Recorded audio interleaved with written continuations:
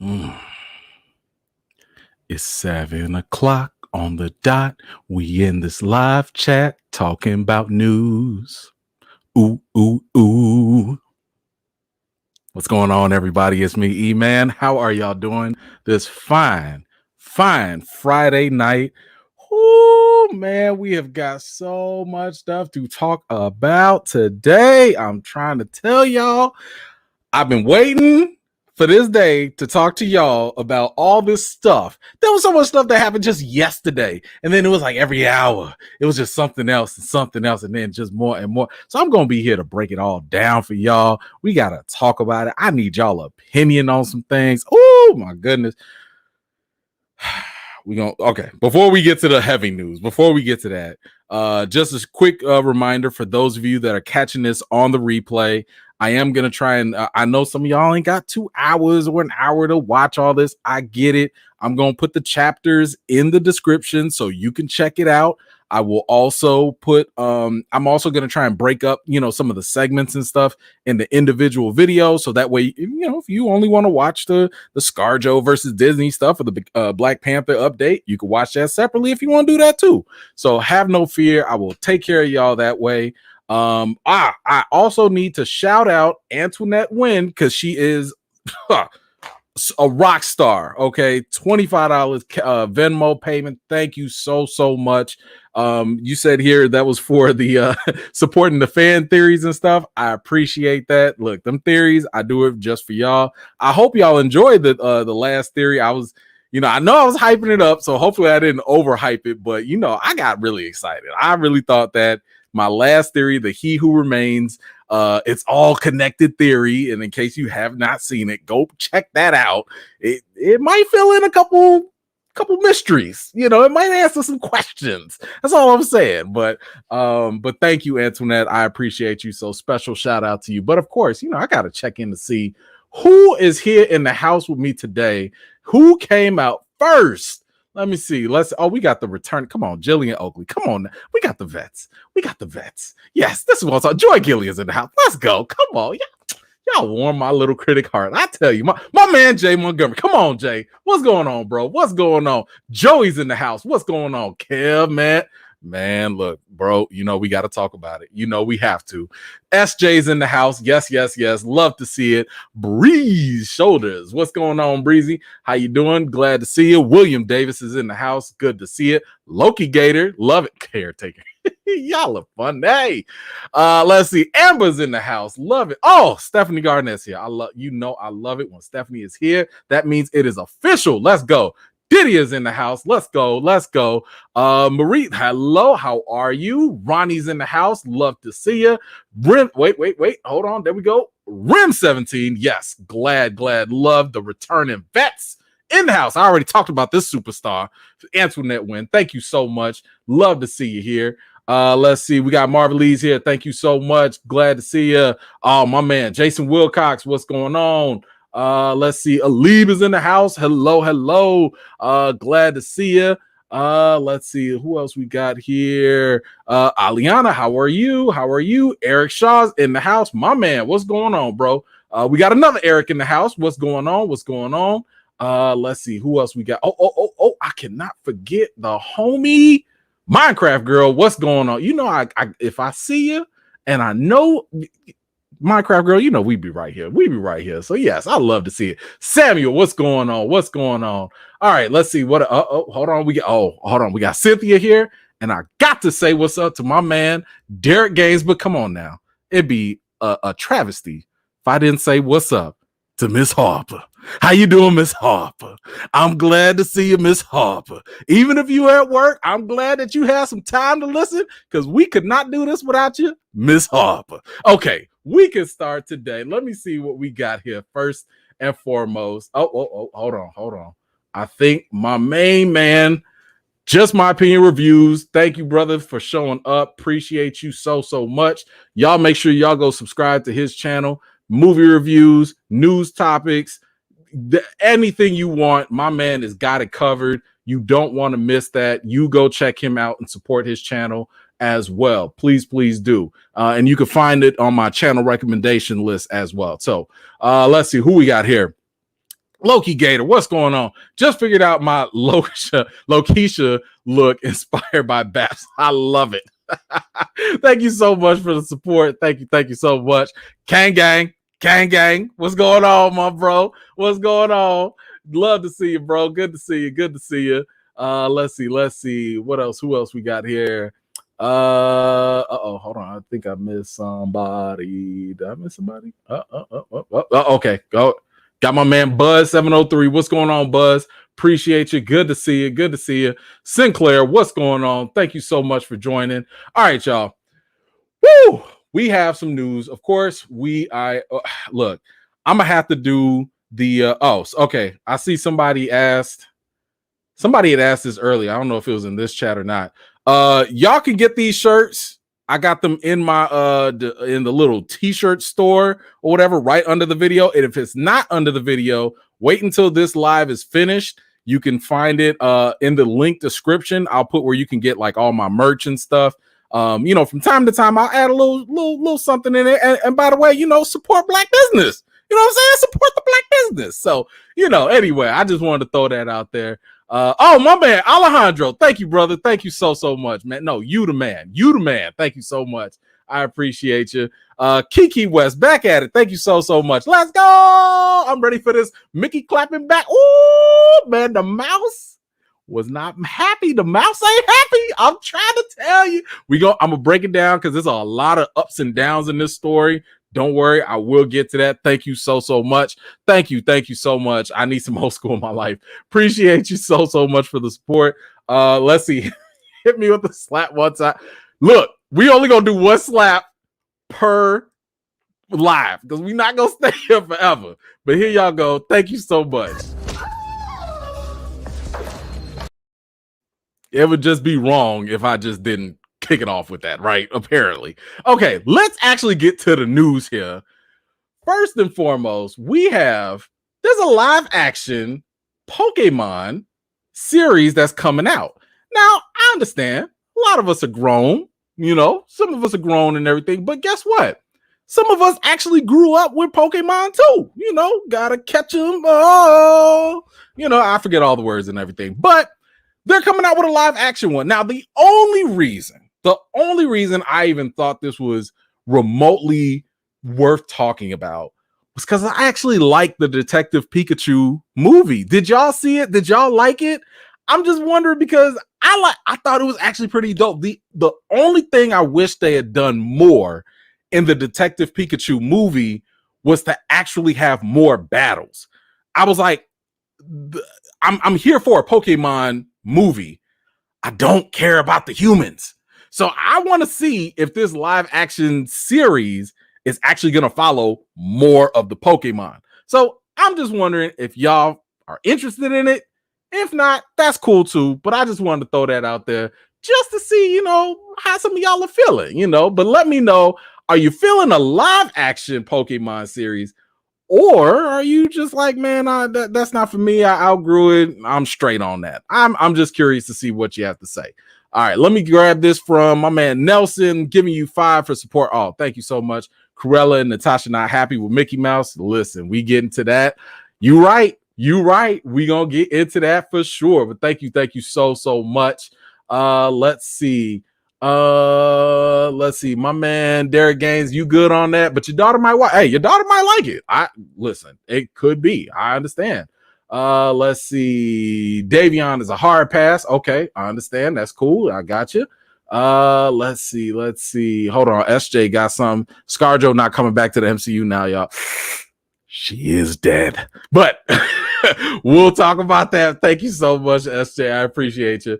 Let's see. Carmela, you like the movie? Okay, cool. Let's see. Love Pokemon. All right. Isaac is down for it. Okay. We got a meh. I understand. That's fine. I get it. Let's see. Rim said, look, I think I'm gonna be right there with you. Like, I might give it like 2-3 episodes. You know what I'm saying? After the 2-3 episodes, we're just gonna see what happens, and then we'll just move on whether it's good or not. Okay, so moving on though. Got another movie that's coming out. Let's get this up. Predator. Y'all remember the first Predator? The actual really good Predator? Now they're talking about making a prequel to this coming up, and it will be an origin story. So this is going to be kind of interesting. What they want to do here in this potential in this prequel is they basically want to go back, and there were some rumors, there was some talk about they wanted to like go back and find the journey of the first Predator, right? So the get to the chopper, that Predator. They want to go back to that one and how this Predator got to Earth, or like maybe like the first things that it was doing in Earth, right? And one of the rumors that was out there, so I don't know if this is the plot actually or not. One of the rumors that was out there was that they would also follow maybe like Native Americans or you know, the first indigenous people. Maybe they had an encounter with the Predator and maybe they were going at it with him. So I kind of think if they go that route, I might be interested. But the one thing that's, because I feel like we get suckered into this, right? Like, I feel like the first Predator movie was so good. I mean, it was so good.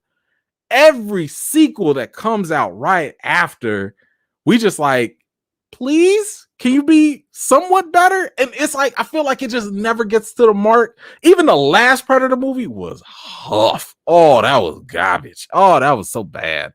It was, oh God, I don't know what Shane Black was thinking with that one, but it was just, I couldn't do it. I could not finish watching that movie. It was terrible.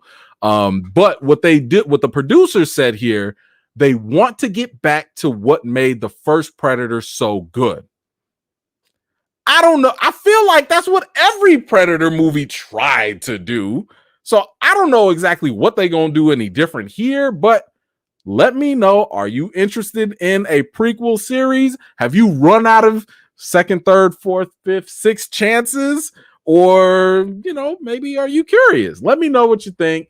Let's see. The Blue Shooter, thank you so much for the support. I don't know where your comment is, but I'll see if I can catch it. Appreciate you. But yeah, you know, I don't know. Let me see. What did my man Isaac says? Isaac says, we don't need this. And I'm a Predator fan, bro. I'm right there. I understand. How many times are you going to do this and miss? How many times? Hey there. Hey girl. How are you? Glad to see you. Now you don't be staying up too late now. Don't stay up too late. Glad to see you on the channel though.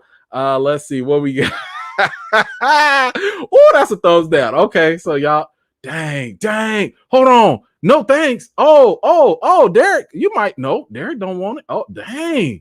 Okay, so hey, we got a why not? Okay, let's see. Predator 2. The Predator 2 was okay. It was all right. I don't know. Maybe I have to go rewatch it again. It's been a while, but yeah. Leave it alone. I know. Yeah. Let's see. We might be bringing Arnold back. I don't know. I mean, it depends on how far back they want to go with it, right? Like, if they want to go hundreds of years before, obviously Arnold wouldn't have been born, but maybe they end it with Arnold and his team coming into the jungle or something. I don't know. We'll see. I don't know. Let's see. I Am Mac, not with the prequel. Okay. Pass on it. Okay. All right. Let's see. My man Ron Frazier. What's going on, bro? Yep, that's a no. Okay. Dang. Okay. All right. I think the no's have it. All right. So that's a no on the Predator, and we will pass on that. Okay. Y'all didn't want that origin. Maybe would you be interested in an Exorcist reboot? This is a little something different. Looks like Universal and Blumhouse, they're going to do a reboot for The Exorcist, and they're going to make this a trilogy. So this is going to be something that they want to do, and I believe that they're going to have where is he in there? Leslie Odom Jr., you know, the Hamilton star. He's going to be basically the father of a possessed girl, you know, desperate for help. He seeks out you know, a priest who he seeks out Chris McNeil, who was the mother in the 1973 original And okay, so they about to bring the mama back. Interesting. So they're gonna bring the mama back, I guess, to kind of be like, hey, can you help? So maybe this is what I like. Maybe this is kind of like what I like to call a C-boot. You know, it's a reboot, but it's a sequel at the same time. You know, so it's a continuation, but it's really a reboot, and we're gonna see what happens with that. But this is interesting. So here's the question though. Usually we don't like reboots, mainly because those reboots becoming way too early. The Exorcist was like 1973. Yo, I wasn't even born yet. I like The Exorcist though. I watched all the other ones. I liked all of them, but then again, that's because y'all know I went to seminary school and I like all that type of genre and stuff. But I mean, this is a good 30 plus years later, 40 years later. Why not? I don't know. Y'all let me know. Is this work? Is it about time? Are y'all curious? Do you want to see a Exorcist reboot? And the fact that I think the one thing I don't like when they have to announce that it will be a trilogy. You know what I'm saying? Because it's like, if you know it's going to be a trilogy going in, it kind of feels like it takes away any suspense that maybe the first movie or even the second movie might have. Like, if it leaves on a cliffhanger or something, you already know, like, man, there go the stakes because it's going to be more anyway. Kind of reminds me of the Halloween Kills and stuff. We knew that there was going to be a trilogy that they was making. So when they killed Michael, it was like, man, shut up. Like, no, y'all not killing nobody. Shut up.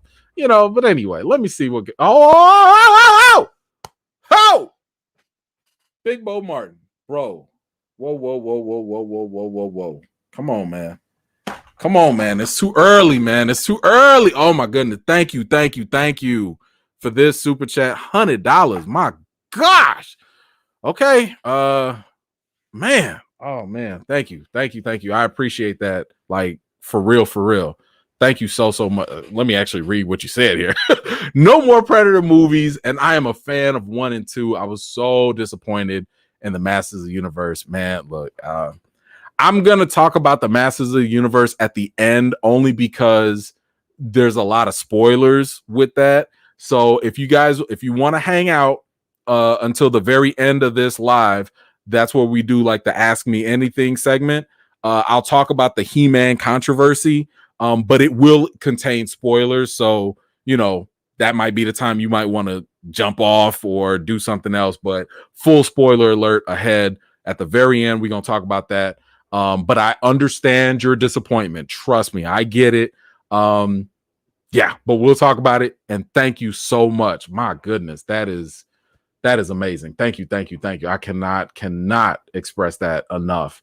Let's see. How are y'all feeling? Let me see how y'all feeling about this. Let me see if I can get. Hold on. Nelson never watched the Exorcist, not into gory horror. Okay. It's kind of funny you say that, because like, I wonder if like the gore from the 70s is not the gore of like the 2000s. It's not like Saw or Hostel. I mean, gosh, if I can even remember what the girl threw up on some people and stuff. I don't know. It turning her head and stuff. Like, it was some wild stuff for that time. I understand why people at that time were scared of it, but I think compared to today's standards, I don't know. But that's all relative. So, but I totally get you. I understand. Let's see. Stephanie's here. Thank you so much. Sigh. Snore. Can they reboot, remake, or rehash something new? Apparently not. I mean, it's a weird trick, because I saw somebody make a comment about this. And thank you, Stephanie, for your support. Somebody had said something like, when they actually do come out with new original content, sometimes we don't give it a chance. So Hollywood by default has to go back and take things that were popular and be like, all right, if y'all didn't want this brand new thing that you don't know and you're unfamiliar with, let's use that name recognition and get you with that. So it's a weird catch-22, I think. Personally, I want them to keep giving me original stuff. I would rather hash through the original stuff and hope to find that diamond in the rough. You know what I'm saying? Like maybe you stumble upon something that you'd be like, yo, I didn't even know this was something, but it was amazing. Matter of fact, I'll give y'all a quick one right now. One of my favorite movie collections, and y'all can go check this out if you want. This came out, I want to say in like 2009. Low key, not a lot of people have seen it, but I love this. Like, this is one of those hidden gems. The Collector. The Collector. Go check that out. Don't watch no trailers. I'll give you the basic premise. The Collector. A thief goes to rob a house. When he goes into the house, somebody else is already there doing worse. And now the thief is like, yo, do I leave or do I help this family that I was about to come and rob? It gets wild and crazy. If y'all have seen The Collector and there are like 2 other movies after it, I love it. I watched this before I became a film critic. So this might be one of those movies that fans like, but it's probably a terribly made movie. I don't know. I just remember I really enjoyed it. And that was like a low-key, under the radar movie. Go check that out. The Collector. And I think the next one is like The Collection or something like that. But anyway, that's just my little quick thing to throw out to y'all. Let's see. Okay. There you go. Okay. I'm glad I'm not alone on that. I'm glad because I thought that it was such a unique idea. I had never seen nothing like that. And then the twists and stuff, I was like, ah! Now, I should tell y'all too. If you're a little queasy, because keep in mind, this was made around when Saw and Hostel was kind of like popular. So like a little bit of the torture stuff is in there. That is in these type of movies. So just kind of be advised about that. Other than that, it's good stuff. But let's see. Okay. Now we gotta move on because we definitely got to get to the big news, to the real big news. But yes, definitely let me know how you're feeling about the Exorcist trilogy with Leslie Odom and this upcoming reboot, and we'll see where that goes. Now, okay, I guess we got yet another reboot, Flash Gordon now, but this time it is going to be from Taika Waititi. So Taika Waititi, he had pitched an animated version of Flash Gordon, but now as they were getting deeper into this, now he wants to actually do this as a live action movie. So he is writing the script and he is going to direct it as well. So this is something I have to divert to y'all. I have to come to y'all about this. Do you want to see a Flash Gordon remake or reboot? I did not grow up with Flash Gordon. So for me, I think I watched Flash Gordon like when it used to come on cable on TBS, and like I would watch like parts of it. So I know the gist of it. I never sat down and watched it in total, but I also understand that people that grew up with it, like this was they joint. You know what I'm saying? Like people was all in Flash Gordon. So I totally understand why people love it. But yeah, this was before my time. So I'm gonna really rely on you guys to see if this is something that you really are interested in. And if it is the case, then maybe it's worth going back to watch. Like, I mean, if they go through with this, I want to go see the original and then I want to see the remake, because according to the producers that were doing this interview, Taika came up with like some dope ideas, some really intriguing things. And we already know Taika has a very unique worldview. He has a very unique perspective and approach to things. So you can definitely expect a certain level of comedy, wit, humor, and maybe some drama that only Taika Waititi could really bring to the table. So let me see how y'all feeling. Okay, so Roger, you interested? Okay. So see this what I'm talking about. This Flash Gordon was fun. I'm telling you, some people really loved it. I get it. Okay. Let's see. D Green. Nope, I never liked Flash Gordon. Wow. Okay. All right. Let's see. John Robeson, what's going on, sir? Flash Gordon, it's okay. All right. Let's see. His theme music was awesome too. That is true. I do. I might not have been on the train, but I do know his theme music was kicking. So that is definitely something. The first Flash Gordon movie was good. So you know what? Look, I think that it's always a good thing when you at least have a fan of the franchise, a fan of the movies being in charge of, the actual reboot or remake, right? Because if you bring in somebody who's kind of like, all right, I know how to make movies. I don't really know nothing about this property, but I'm just going to do something else. You can lose a lot of sense of like what made the original so appealing. So I kind of feel like I trust Taika at this point. I know I'm very interested to see what he does with it. But we'll just have to see what he does. Yeah, I think you're right. I think you're right that it will be like Thor Ragnarok. Just to see how he's gonna bring in a certain level of comedy, humor, and more.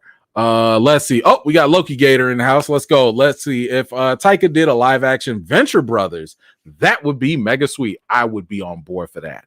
I would love that. I think that would be amazing. Yes, Isaac, this is the TVA shirt, and you can find it in the description, or I'll put a link in there as well.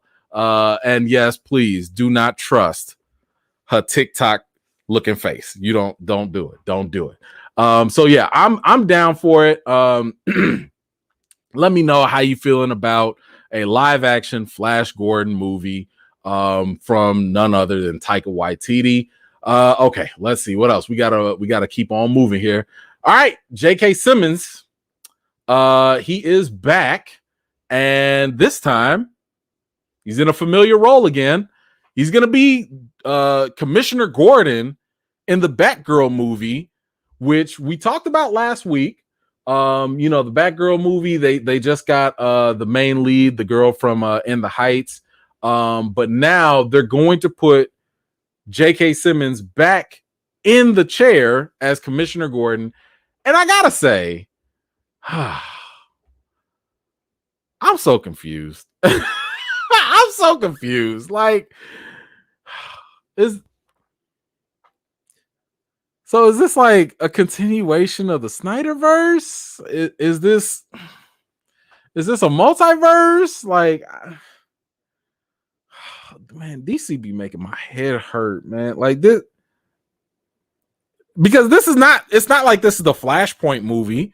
Like, it would make sense because in the Flashpoint movie, you have Ben Affleck that's going to be there. You have Ezra Miller, so you have those remnants and they're going to deal with the multiverse. But now you have this Commissioner Gordon coming back with the Batgirl, and I'm like, is this the same Batgirl in Ben Affleck's movie? Oh my God! Oh, I'm sorry. I just tried to think about DC for a second. I'm sorry. I almost blacked out there. I don't get it. But I'm down with J.K. Simmons. I don't care. It's never a bad thing to have J.K. Simmons in something, period. That's it. But I'm just saying DC doing what DC does, and I don't understand what DC is doing. I don't know. This is why I can't make theory videos for them. Like, I be wanting to do theories, I be wanting to do different videos, but I don't know what they're doing. I can't call it. Is this a standalone? Is this connected? Is it a multiverse? I don't know. Do they know? Oh my gosh. I don't get it. I don't get it. But I'm happy that JK's back. So I don't know. All right. Anyway, let's see. Donnell, thank you so much. Speaking of reboots, Dune is going to be fire. Yes, I think it absolutely will. Thank you so much for that contribution. I just got another one here. I totally agree with you. Let's see. Davion sent $5. Thanks for the shout out. Black Adam thoughts. Yes, I will share that during the Ask Me Anything. But so far, I'll just say I am definitely excited for Black Adam with The Rock. I mean, it's The Rock. He was born to play Black Adam. So yeah, we definitely gonna do that. That's gonna come real good for them. And I am loving that. Let's see.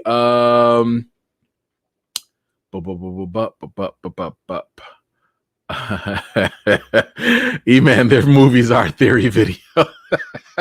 Look, trying to make sense of them would be a whole theory. I tried. I legit tried one time, and I was like in the middle of my whole notes and everything, and I was just like, delete. This don't make sense. I don't know. I couldn't do it. All right, let's see. We got some more topics though we got to get to. We're gonna keep it on the DC bandwagon here though. Let's see. What do we have? Hold on, let me get that. We have WB and James Gunn are back at it, and apparently James Gunn has spoken with DC for a new project. Now, I'm gonna just say this. Y'all better do that. You better be talking to James Gunn. Now, I have not posted it yet, but I have seen the Suicide Squad. Obviously, I'm not going to ruin it.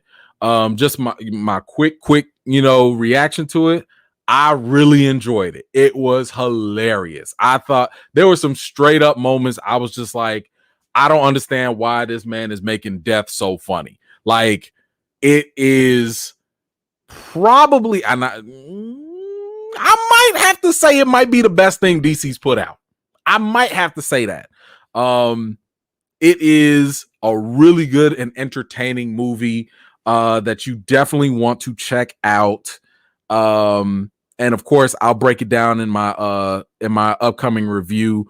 There were like only a couple things I didn't like about it, but so far, DC, if you want some success, you need to stick with James Gunn. That's just a matter of fact, to be honest with you. Now, because come on now, y'all know I appreciate y'all so much. I need y'all to be following me. Follow me on Instagram, follow me on Twitter, follow me on Facebook, because that is when I am able to give y'all and you can see my my little @ handle right there. That's for all of them. That's where I post a lot of my contests. So I post a lot of contests on all my social media channels and stuff. And I want to say it's on Tuesday or something. Be on the lookout on Tuesday. I'm gonna be just giving y'all out free tickets to go see the Suicide Squad. So again, y'all be blessing my channel. Y'all be supporting me like forever. This is literally like the least I can do is give y'all something right back. And y'all can go see it. And if y'all don't want to go see it, y'all can go see something else. But a free ticket is a free ticket, right? So I will be doing that contest for y'all. Hopefully, good luck to whoever enters in for that. But yeah, I mean, look, DC, man, they need all the help that they can get. And they were smart when Disney made the stupid decision to fire James Gunn. And that's a whole nother conversation. When they got rid of James Gunn after the social pressure, WB was like, yoink, scooped him right up. And that was brilliant. That was a brilliant move because they needed anything to save them from the monstrous stuff that they were doing. So yeah, if I were them, I'd be like, here go all the monies. Okay, take all the monies and make us some more gold. Matter of fact, I'd love to see him do a booster gold because James Gunn is really good at doing more humorous type of characters. So booster gold will be dope. But I'd be interested to hear, what do you guys think about a potential DC project that you would like to see James Gunn tackle? I think booster gold will be good, but then again, there are a whole bunch of other characters. Maybe even, he might even do Plastic Man. Oh, that'll be a heavy rated R movie. But anyway, I love to see it. Let me see what my man Buzz 703 got to say. DC needs to stick with comics. No more live action movies for them. Look, I mean, they trying. I mean, their animated stuff is on point. If y'all go check out what is the latest animated one they got is the Long Halloween, Batman the Long Halloween Part 1 and Part 2. I have not watched Part 2 yet, but Part 1, I liked it. Pretty solid. Pretty good stuff. But we already know the animated game is on point. So I'm preaching to choir at that point. But thank you, Buzz. I appreciate you as always, sir. Let's see. Oh yeah, thank you so much. So glad I made it to one of your lives. I usually have to watch it on replay. Oh man, I'm glad that you made it. Thank you for coming, and thank you so much for gracing the channel with your support. I appreciate you so much. Let's see. Hold on, I want to get to some of these. Oh, y'all got some Didier. Come on, let's go. Stephanie Lobo. Oh, you give James Gunn Lobo. And you see the way how he just was like, I'm just gonna recast all these characters from the other Suicide Squad and put them in this one. This is the perfect opportunity for him to take Jason Momoa and make him Lobo, because that's who he should have been in the first place. You have Robert Downey Jr., Iron Man, Jason Momoa, Lobo. How is that not a thing? DC, you want to fix things? Make that man Lobo. Give it to James Gunn. That's it. Oh my gosh. Y'all, we did it. It's done. We already fixed it. We fixed DC for him. We're going to charge him later for it. Oh man. Thank you, God. Hold on. I got another Cash App from Jason. Thank you so much for the $5 Cash App. Appreciate you, Jason. Okay. Now, I be so depressed sometimes with some of these topics. We got to keep it on DC. Speaking of Suicide Squad, David Ayer is back at it again, talking about his Suicide Squad, because he wants the world to know that the studio cut is not my movie. Okay, let me give you a little bit of context here. The reason why this is even a thing is because David Ayer, let me see if I can maximize this a little bit, because he done put out a whole thing on Twitter, a whole press release during the Suicide Squad, which is probably one of DC's worst movies. So David Ayer has Suicide Squad. James Gunn has The Suicide Squad. And no, they are not connected. The Suicide Squad, it has the same characters, but it treat that like a standalone. It ain't connected at all. Man. But David Ayer, and here's the thing. I love David Ayer, because David Ayer, End of Watch, Fury, those movies are fantastic. He really knows how to do Street Kings. He can do a nice, gritty, down-to-earth movie. He can do that. When he was announced to do Suicide Squad, I can't tell you how much I was like, this about to be fire. Because the way this man has been doing those other movies and the way he can do what he wants to do with Suicide Squad, it was a perfect match made in heaven. And then it turned out to be straight up hell. It was atrocious. I don't know what was going on. And the funniest thing, while the movie was playing, while it was out there and everything, this man was on Twitter heavy. This is my movie. This is the final cut. Because keep in mind, this was happening at the same time as the Snyder Cut stuff. So while the Snyder Cut was happening, while people were like, release the Snyder Cut, this was in the early times. He was, because, and here's the thing, to be fair, he was still under contract. So when you're under contract, you kind of have to promote stuff, even if you don't like it. That's why you don't usually get the real feelings and thoughts until after, a year or two when the contract expires. And boy, here's the thing. Release the Snyder Cut was happening. David Ayer, this is my movie. Okay, he doing his promotion. All right, cool. It was like, it wasn't until Release the Snyder Cut really started to take off. And then all of a sudden, when the news started coming out that like, hey, people are actually thinking about releasing the Snyder Cut. Hey, this could actually happen. Then all of a sudden, David Ayer woke up He just woke up and was like, I want that too. Can I get that? And then all of a sudden he was like, oh yeah, hey, release the Ayer cut. What you about to do to save this movie? The one thing that we knew that this movie failed on, besides the terrible third act, was Jared Leto's scenes that got cut. Jared Leto, all of his scenes got messed up, cut, and unfortunately, he's, because of what we saw, he ended up being like one of the worst Jokers out there, especially given all the competition. So Jared Leto never got a fair shot because we never saw the full vision of Joker.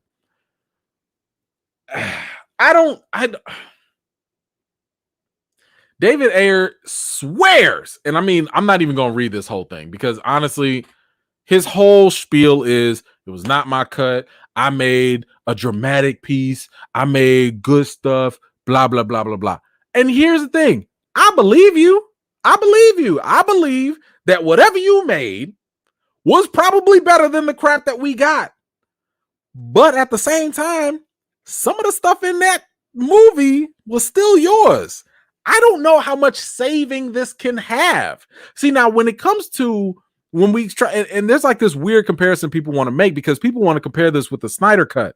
The Snyder Cut, first of all, not only did he have like a lot of footage that did not get used, but at the same time, Zack Snyder also had like 2, 3, 4 years to add and change things along the way. So let's not get it twisted here.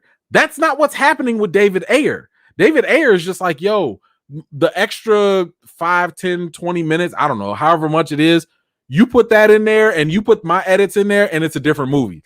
Maybe. I mean, going from the boo-boo Justice League, which was like half the runtime, to like a 4-hour cut of revised, edited, remixed, damn near a whole new movie in the Snyder Cut, that's a huge leap. I don't know if we're going to have that big leap with David Ayer and his cut. Just saying. So I don't know if this is really going to be doing anything. I mean, if it comes out, I guess I'd watch it, but that's only because I kind of have to because of my position. But y'all the ones that matter. So if WB decides to release the Ayer cut, and he, by the way, he said, I'm done talking about this. He also said that a couple times before. Would y'all be interested in watching this remix of, I don't know. Do y'all want to see it? I don't know.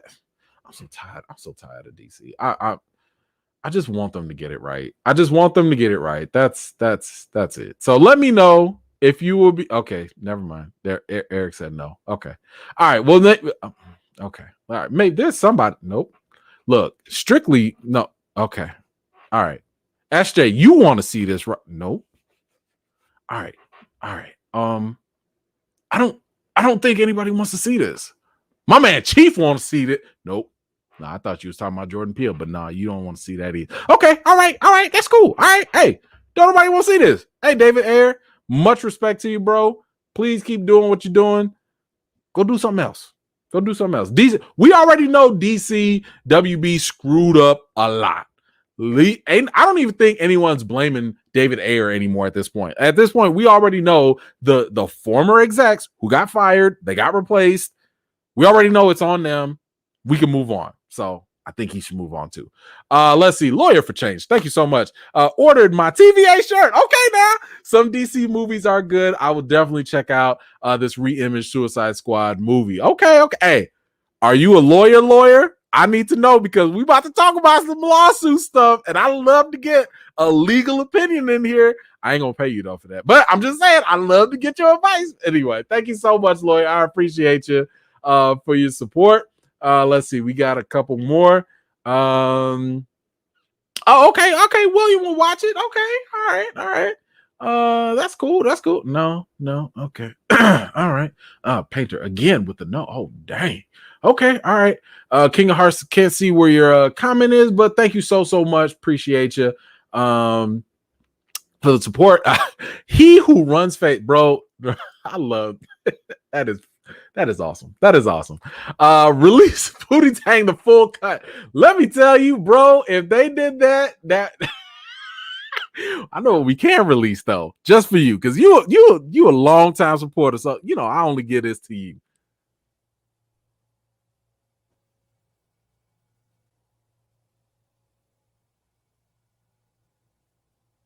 Man, Pootie done did it again. That's the cut we need from Pootie. That's the extended version of Pootie that we need. Thank you, brother. I appreciate you. She Who Remains. Release Loki the Pootie Tang cut. Oh my gosh. Y'all are hilarious with these days. Thank you so much. Appreciate that support. I love it. I love it. Okay. God. Oh, we are finally done talking about DC. Now we got to get into this. Woo-wee. Y'all, did y'all hear? It got a little messy. It got a little messy out there. Just saying. Scarlet Johansson, aka the Black Widow, files a lawsuit against the House of Mouse Disney over the Black Widow release. Woo! Let me tell y'all, when I saw this, I was like, what? Disney? Black Widow? Y'all going at it? There was only one thing that came to my mind. Fight. I'm coming. Fight. Yes. I mean, listen, I was just doing that just for myself. I just thought this was hilarious. But let me give you the rundown of what's just the gist of it. And because there's a lot of stuff to dissect here, right? So basically, Scarlett Johansson and her people, they are upset with Disney because their impression is that, we signed a contract with y'all. In that contract, we said that Black Widow was supposed to have a theatrical release. Now, Disney, so let me give you their side first. Okay, so they were like, you were supposed to give us an exclusive release, but you didn't do that. Instead, you did a theatrical release and you did the Disney Plus premiere option. Now, we had talked about this last week, but what ended up happening was Black Widow suffered a huge dip in the second week. Like the numbers just went down. Why is that? Well, I mean, yeah, they like 80 million the first week. They was looking good and everything, but the second week, well, guess what? If you paid for Black Widow online or whatever through Disney Premiere, you're not going to go rewatch the movie and pay for it again. Because once you pay that 30, that's it. You got it. So back in the day, if you wanted to go see a movie in theaters again, you'd have to get up and go pay for it again. And according to ScarJo's people, she had incentives built in. So like, if the movie hit a certain mark in the box office, she would earn a bonus. Well, if people ain't going back to the movies, that movie ain't about to hit them benchmarks, which means she's out of money. She's out of luck in hitting those benchmarks. It's kind of messed up, right? So according to her people, again, they had went and they were afraid of this whole Disney Plus dual release thing. And they went and talked to Disney and they were like, yo, Disney, we need to restructure this contract because this is something that happened similar with Patty Jenkins and Gal Gadot in Wonder Woman 84.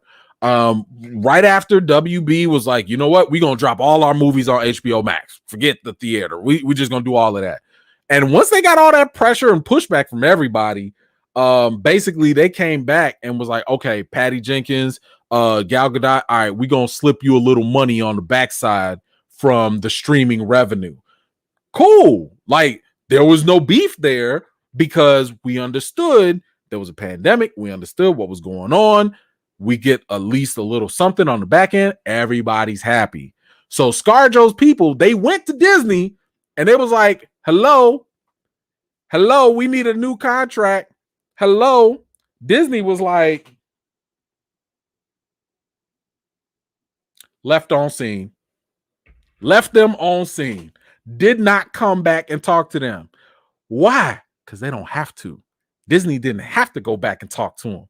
Disney was just like, yeah, we heard you. And went off on their own business. So here's the thing. After this happened, let me give you the next thing. Now, this was going to cause a very interesting ripple effect. And what was that ripple effect? Now they got Emma Stone, they got Cruella suing, at least considering to sue. And this is just, reportedly, she's considering suing Disney for similar reasons. Matter of fact, this ain't even the only thing that happened. Matter of fact, let me see if I can get this as well. My man Gerard Butler is suing Olympus Has Fallen for royalties as well. So this is something that is really going on with actors where they're like, yo, this streaming stuff, the main studios, whenever they get money from the streaming properties, they keep that. That's straight profit for them. They don't have to split that money if they don't want to. That's just them. But when the money goes to the theaters, they got to split that up. They got to go to the agents, to the actors, directors, to get whatever the contract stipulate. But the money splits up when it goes through theaters. But they also earn more money too. But man, when Disney can sit here and be like, man, we got $60, no cut, no profit, no cops on nothing. That's our money. And ScarJo and them people was like, yo, can we get some of that bread? Because we already know that you don't have to share it. Now, this is great for Disney stockholders, but for the actors, for the talent, it sucks. They don't get any of that kickback. Now, to be fair, also, a lot of these contracts with Disney and these studios were made before the pandemic. Okay, they were made before the pandemic. So, it's kind of like there was always a rolling assumption. It was almost like an industry standard in a sense that when you say theatrical release for this movie, it's assumed that that's what it's going to be. It's going to be in the theaters. And then after 30, 40 days or whatever, it'll go to DVD, streaming or whatever. And then that'd be it. But this simultaneous thing, that's new. That is a whole new standard that is becoming a thing for these streaming platforms that was not considered back in 2018, 2019, when when these contracts may have been signed. So I'm gonna get to the other part of this because there's still more. Oh my gosh, there's still more, but I don't want to lose these comments. So let me get to my man BK. Let's go. This is hilarious. I think it's safe to say that Disney Plus Premium for big titles, I almost read that wrong. For big titles, especially for Marvel, is done. Horrible release strategy. Then you piss off Kevin Feige too. Please play my clip. Bo Chapek sucks. Bro, I got you on that. Hold on. I got you. We got a dollar. We got a dollar. We got a dollar. Hey. We got a dollar. We got a dollar. We got a dollar. Hey. Brother. Thank you so much. I appreciate you. Yeah, and I agree on all of that. We're going to get to that second part. Absolutely. And yes, I do agree that it is a bad strategy. Even though it was an understandable strategy. I mean, we talked about this last week. I believe that streaming is best for movies that normally would not do very well in theaters, right? So, Black Widow, it's a big Marvel movie that needs to go to theaters and kind of stay in theaters. Cruella, things like that. Those are movies that need to go to theaters and stay there. But if you have like something else that's maybe a little bit lower, maybe an unknown family movie or something like that, put that on streaming. I don't know if you really got to charge, but even if you wanted to, fine. But yeah, this because of this backlash, not this specific lawsuit, but because of the backlash of the dip. Now, here's the thing. Remember, we talked about this last week too. Theater companies, the theater owners, the association or whatever, they called out Disney and other people too about the significant dip that happened. They like, yo, the reason why movies are not doing very well is because of your stupid dual release strategy. Excuse me. And it was reported that Disney, after Jungle Cruise, which just came out, after Jungle Cruise, it's been reported that Disney has no further plans of doing a dual release as of right now. So moving forward right now, if they have a big movie, which what do we got? We got Shang-Chi coming up in September. That might be only in theaters, no Disney Plus Premium, and we just stick with that. So that is something that's a model that they were kind of testing, and it looks like they're about to give up on it, which I think is a very good idea. But we'll get to the second part to this. Let me get some of this. Rock must have gotten a better deal. Thank you, Rhonda. I appreciate you for your support. And yes, The Rock, hey, he knows how to cut a deal. My man don't play with his money at all, okay? Thank you so much. Derek Gaines, brother, thank you so much. So will The Rock and LeBron sue? If it's on HBO Max, I save money. On the other side, I'm losing money on AMC class action suit, maybe pay them. This is an interesting question. I mean, here's the thing. It's all about the deals that are structured, right? A lot of this is also on their agents. A lot of this is on their lawyers and their representation. You have to have somebody savvy enough to basically negotiate these things and foresee these things. For example, Robert Downey Jr. Y'all remember this man made Tony Stark money for real because he was like, hey, why don't y'all give me some of the back end money on Avengers? You know, Avengers, it ain't nothing big. Just give me the back end DVD money and stuff like that on Avengers. That made $1 billion. This man got paid like $75 million. He got paid stupid money just for that deal. But it's all about how you structure your contract. Like I said earlier with Gal Gadot and Patty Jenkins, they structured their contract to be like, okay, if it's not going to go in the theaters, you need to give us a couple million on the side from the streaming revenue to compensate us. And the thing is, ScarJo and her people, they tried to do that, but Disney ghosted them. So so it's all about, you got to have a good team. That's it. I don't know I think LeBron has actually got a really good business team around him. So I don't think you're going to see that happen. I think he knew pretty well going in that HBO was going to do this dual release thing. But we'll have to see. Maybe something comes up a little later that we haven't heard about yet. Let's see. Stephanie, thank you so much. E-Man, what do you think will happen to streaming premium releases considering these suits post-pandemic? I think they're going to stop. I think they're going to stop because too many people are getting hurt. Here's the thing. Dual releases are great for us. That's the only people that it benefits. It benefits us because we get to save money. It also benefits the direct studio who's hosting, if they're even hosting a streaming platform, because that's all the money that they get to keep on their own. However, it hurts the talent, especially if they didn't negotiate something right. And that's the thing. That's the trouble that you get into, because if you get a little too greedy with them profits, you upset talent. And that's kind of what happened with WB. WB pissed off a lot of talent. They pissed off directors. They pissed off writers. They pissed off even Christopher Nolan. He was like, I'm done with WB. Like he was like, this is stupid. I'm not doing it no more. And guess what? Now other studios are chasing him, and WB is missing out on another potential big blockbuster from Christopher Nolan. So it's one of those things where it's kind of like, y'all really have to be careful. Studios, y'all got to be careful with this, because if you're going to do this, one, theaters, you're always going to make more money in theaters than you will on streaming as a company, because everybody in the world is not about to stream stuff, but everybody in the world will go to a theater at least for big blockbuster movies. Studios are not about to sit here and make $1 billion off of streaming, at least not no time soon, but they can make $1 billion in theaters. So because of that potential revenue opportunity, doing the theater route is much better.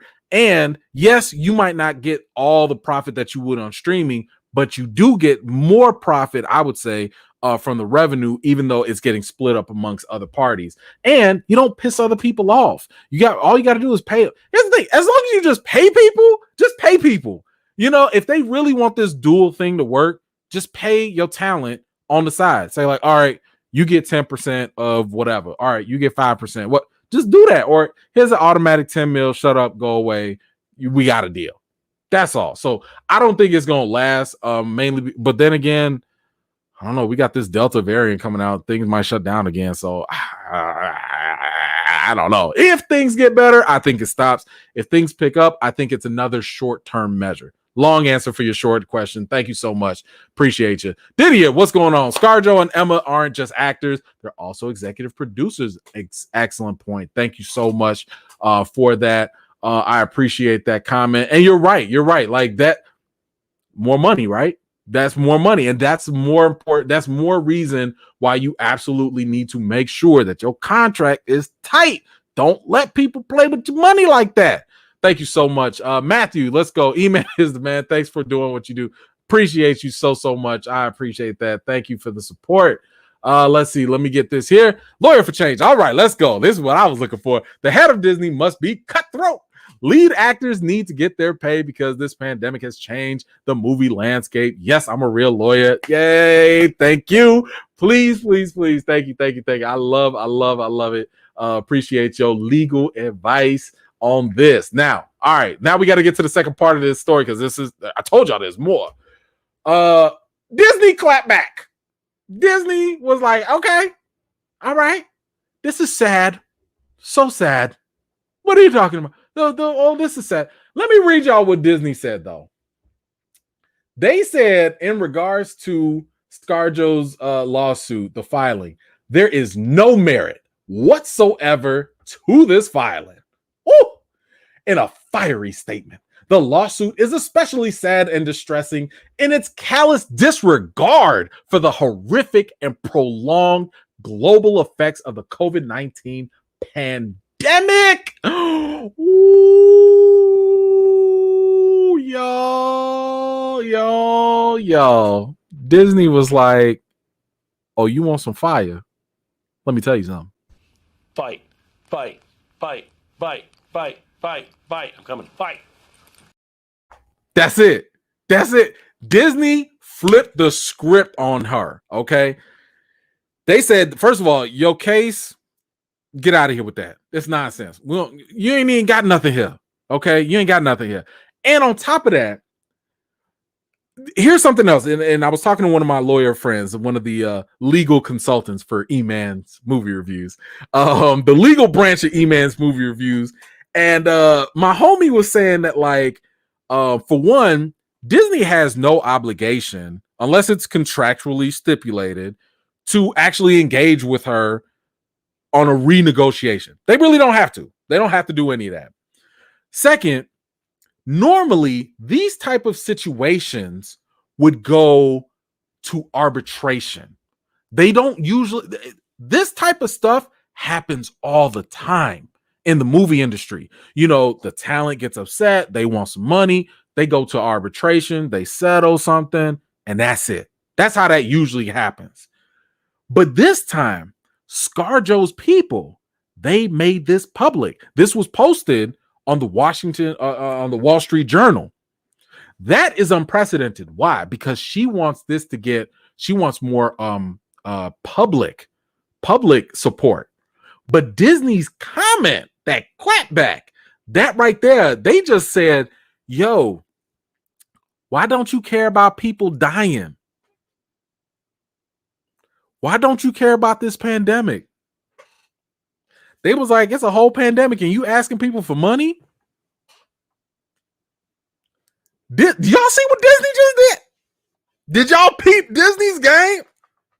Yo, that's masterful. I'm just saying, that's massive. Whoever's working in their PR department, masterful. Because the thing is, what you want to do is, ScarJo was like, you know what? Y'all messing with my pockets. I don't like it. And we're going to put it on Front Street for everybody to see. And Disney was like,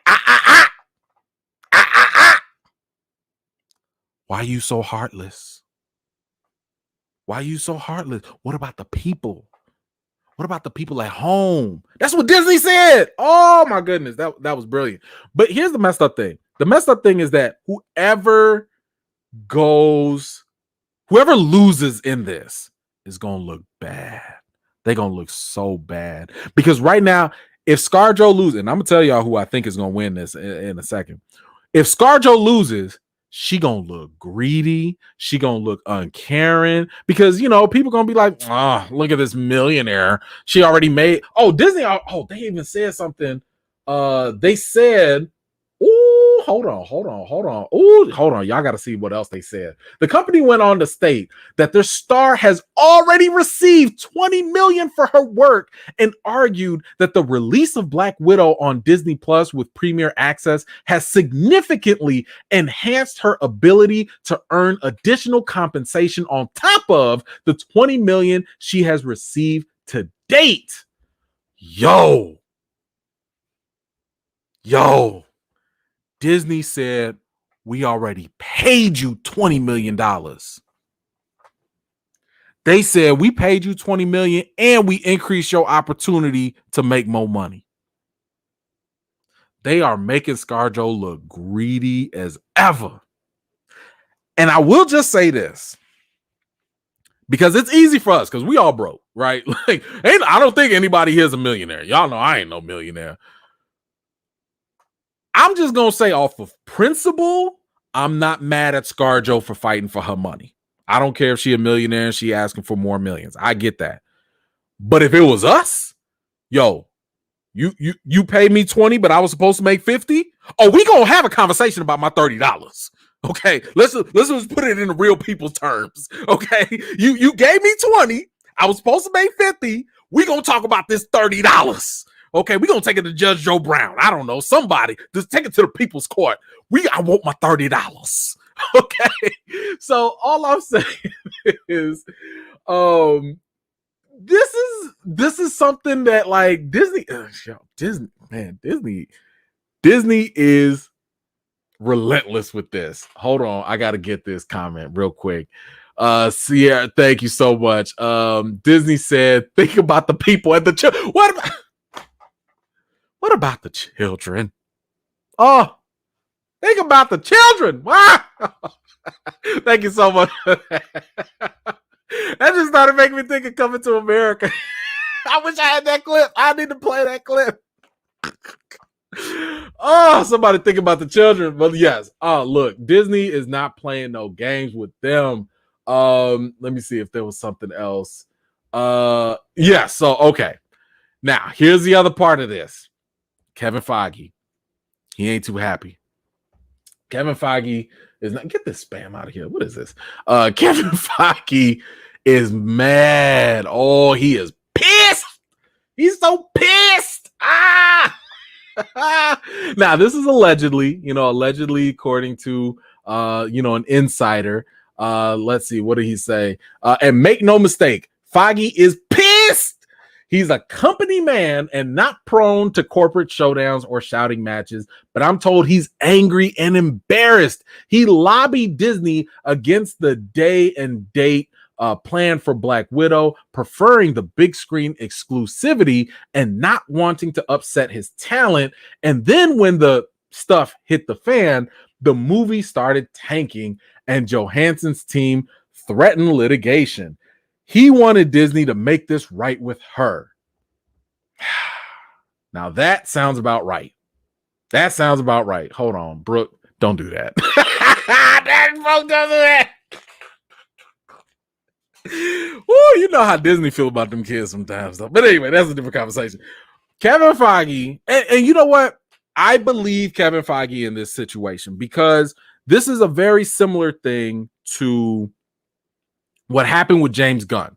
When James Gunn had, far right-wing people going on Twitter, bringing up old stuff that he already apologized for twice, for inappropriate, stupid pictures or jokes that he was making because he was an idiot back then.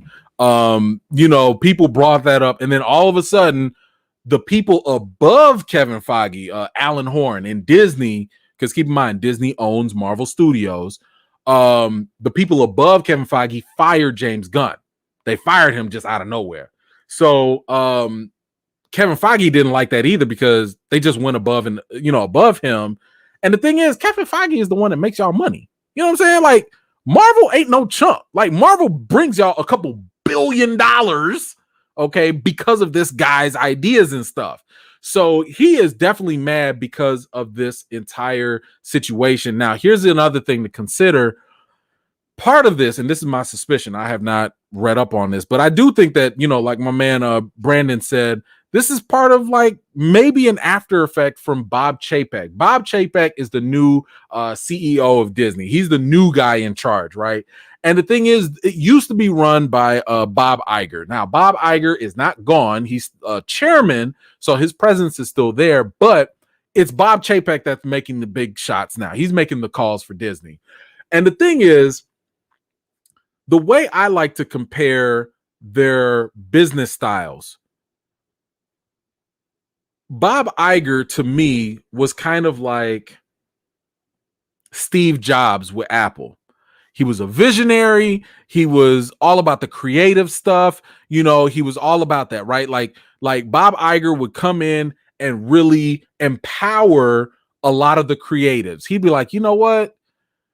Let's let creativity, let's let the artists, let's let the talent lead.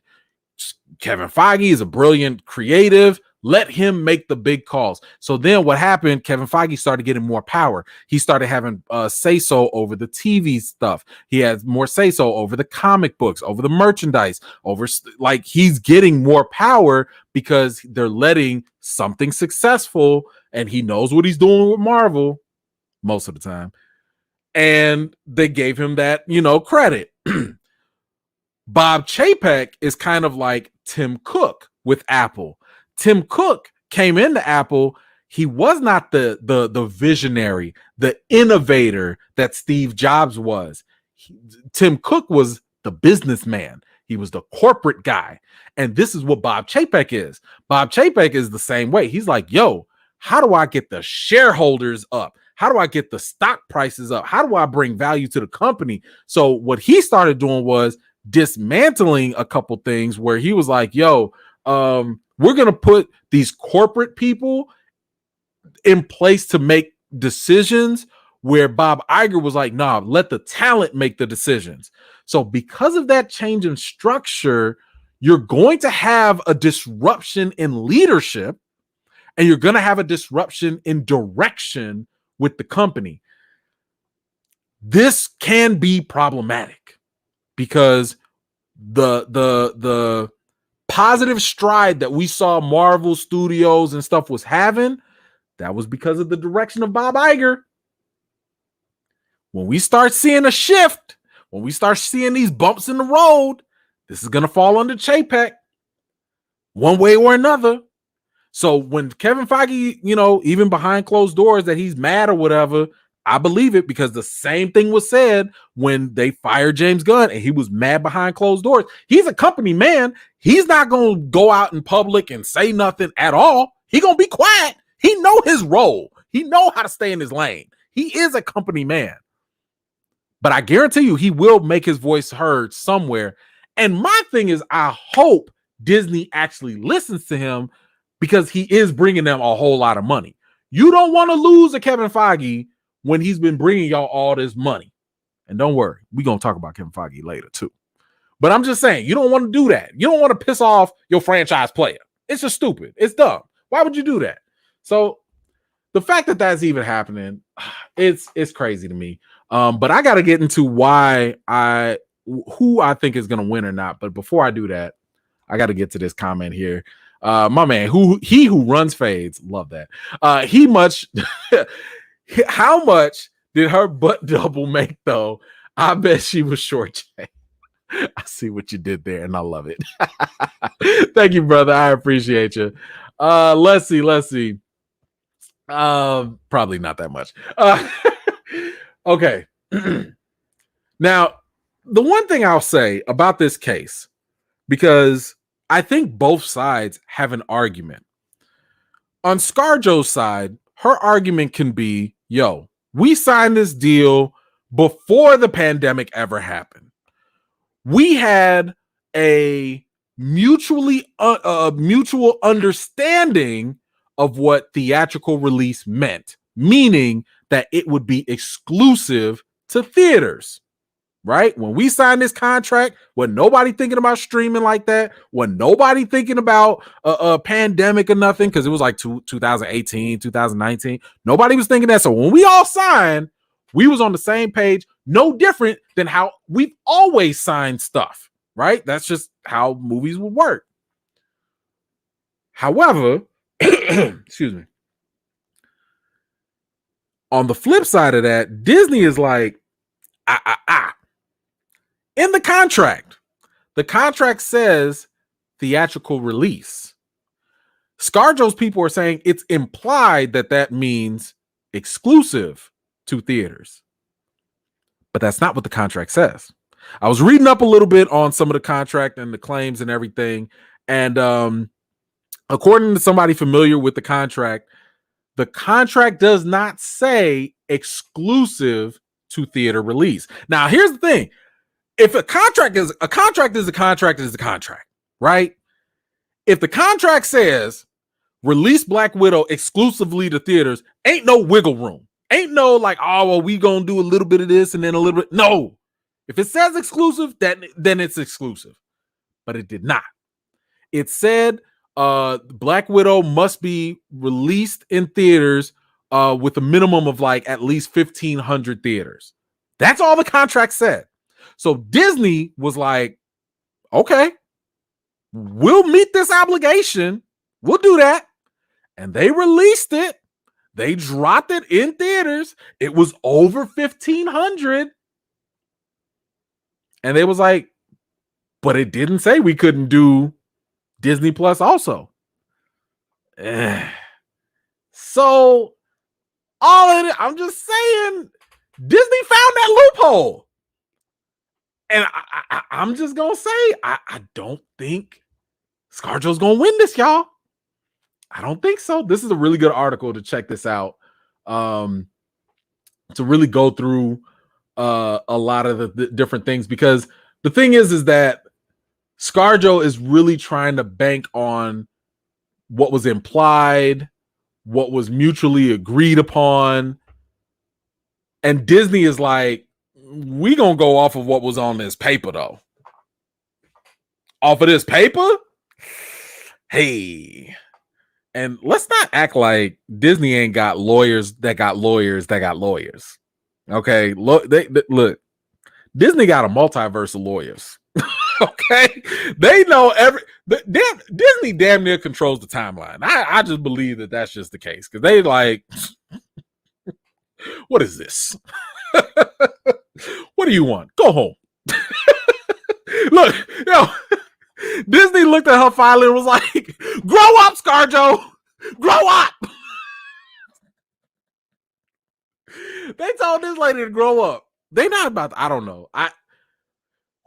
Maybe. I think at best, what we might get from Disney, and this is literally best case scenario, is that they'll settle. I think they will settle. I think if they settle, that could be the closest that they can get, but I don't think it's going to get anything beyond that. And I don't even know what they're going to give her. What you going to give her? You're not going to give her that $50 million.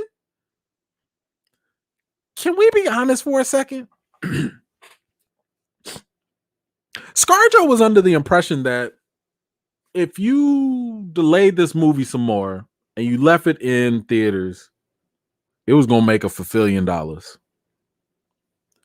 This movie was not going to make a $1 billion.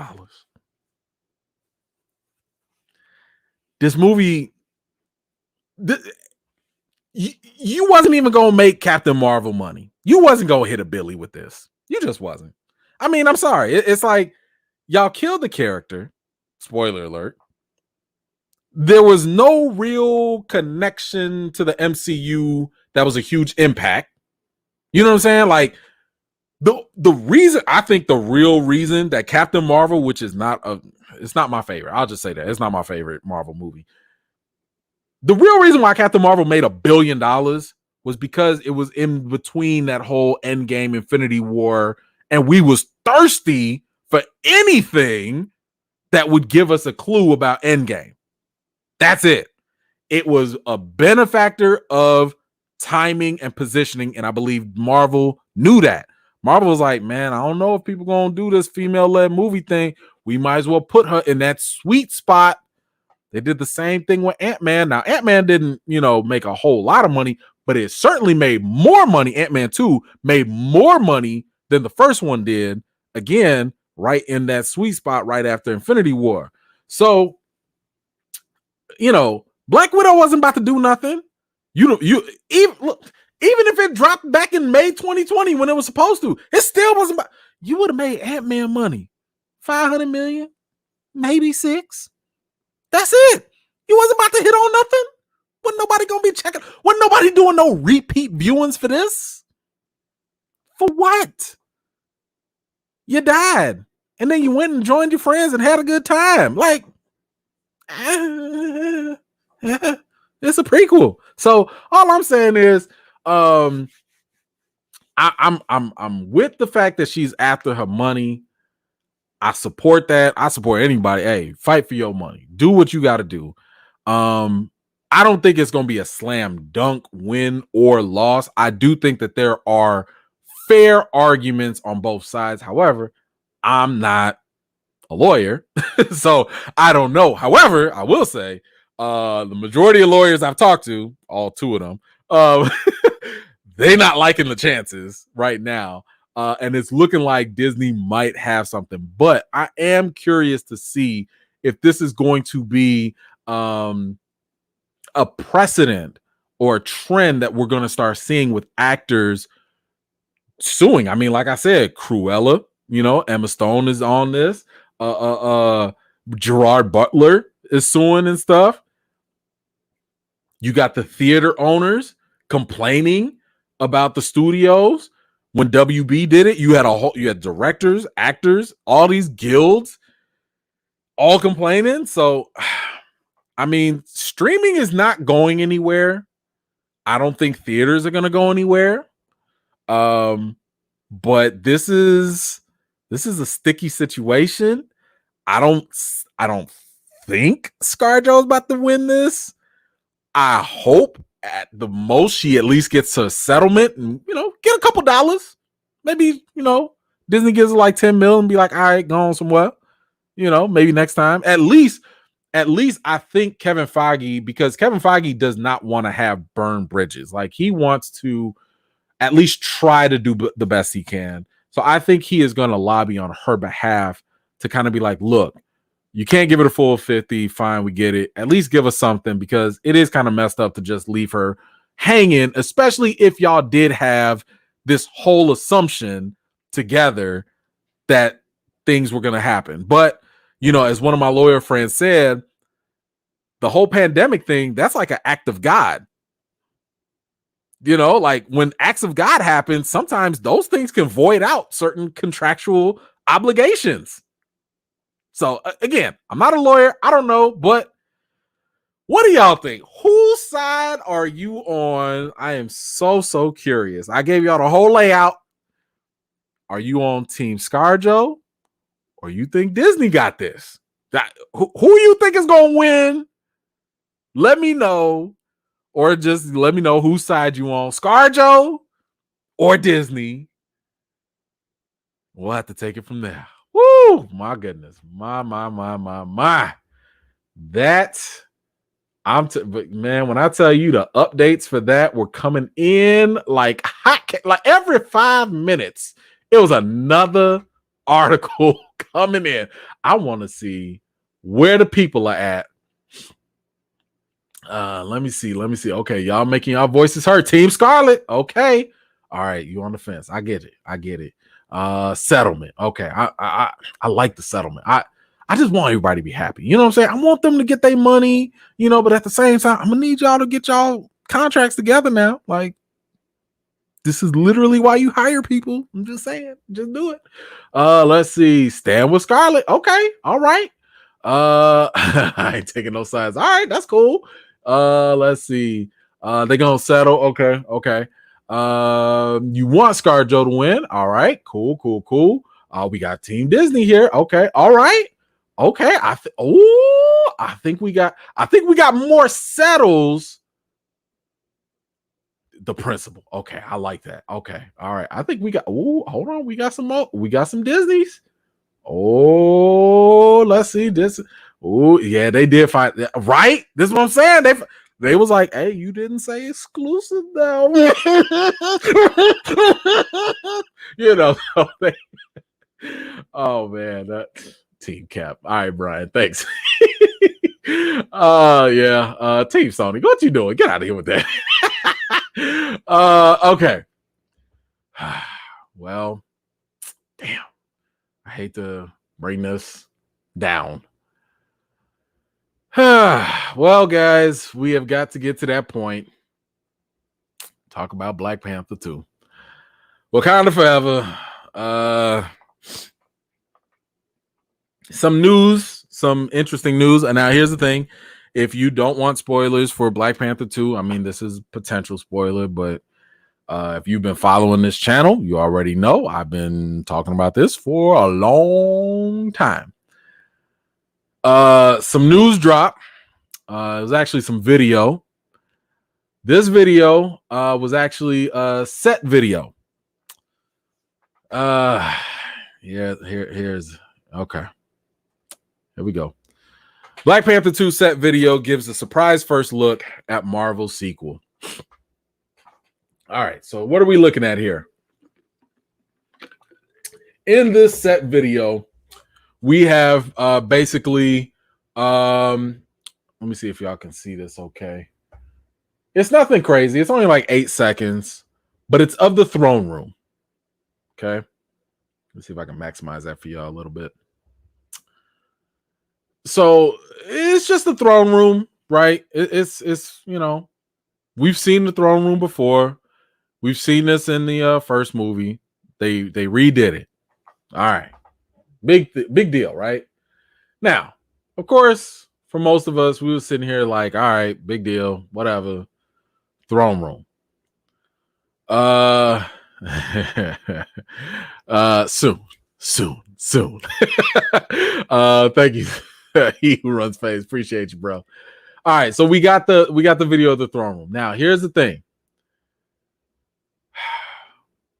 The Black Panther 2 video hints at T'Challa's memorial and his MCU story ending.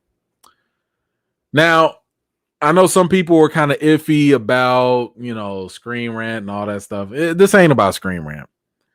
On Reddit, because you know on Reddit, that's where all the us fellow nerds be on Reddit. On Reddit, a user went in and looked at the video, and on the walls, on the pillars, the columns, there's Wakandan writing all on there. So they translated it, and the translation you can do because there was a Marvel released a book, the Wakanda Files, with basically the lexicon. So you can translate the writing. So it's nothing that anybody else can't go look up if you got the time. So they looked up the writing on the pillars in the video, and they spelled this out. Rest in power, King T'Challa, our hero. It was an honor. Wakanda forever.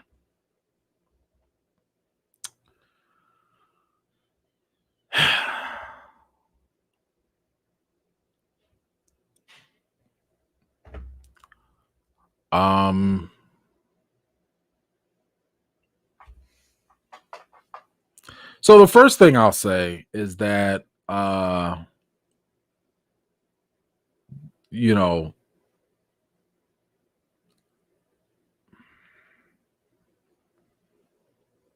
it looks like they're being committed to this. It looks like Marvel's gonna stick with their guns. It looks like the worst concern that I had is going to happen. And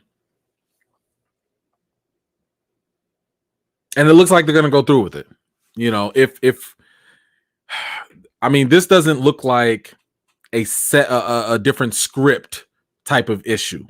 You know, this isn't like, oh, okay, we just gonna build an entire set. We gonna write all this stuff on a pillar, and if we want to change it, we just gonna change it later.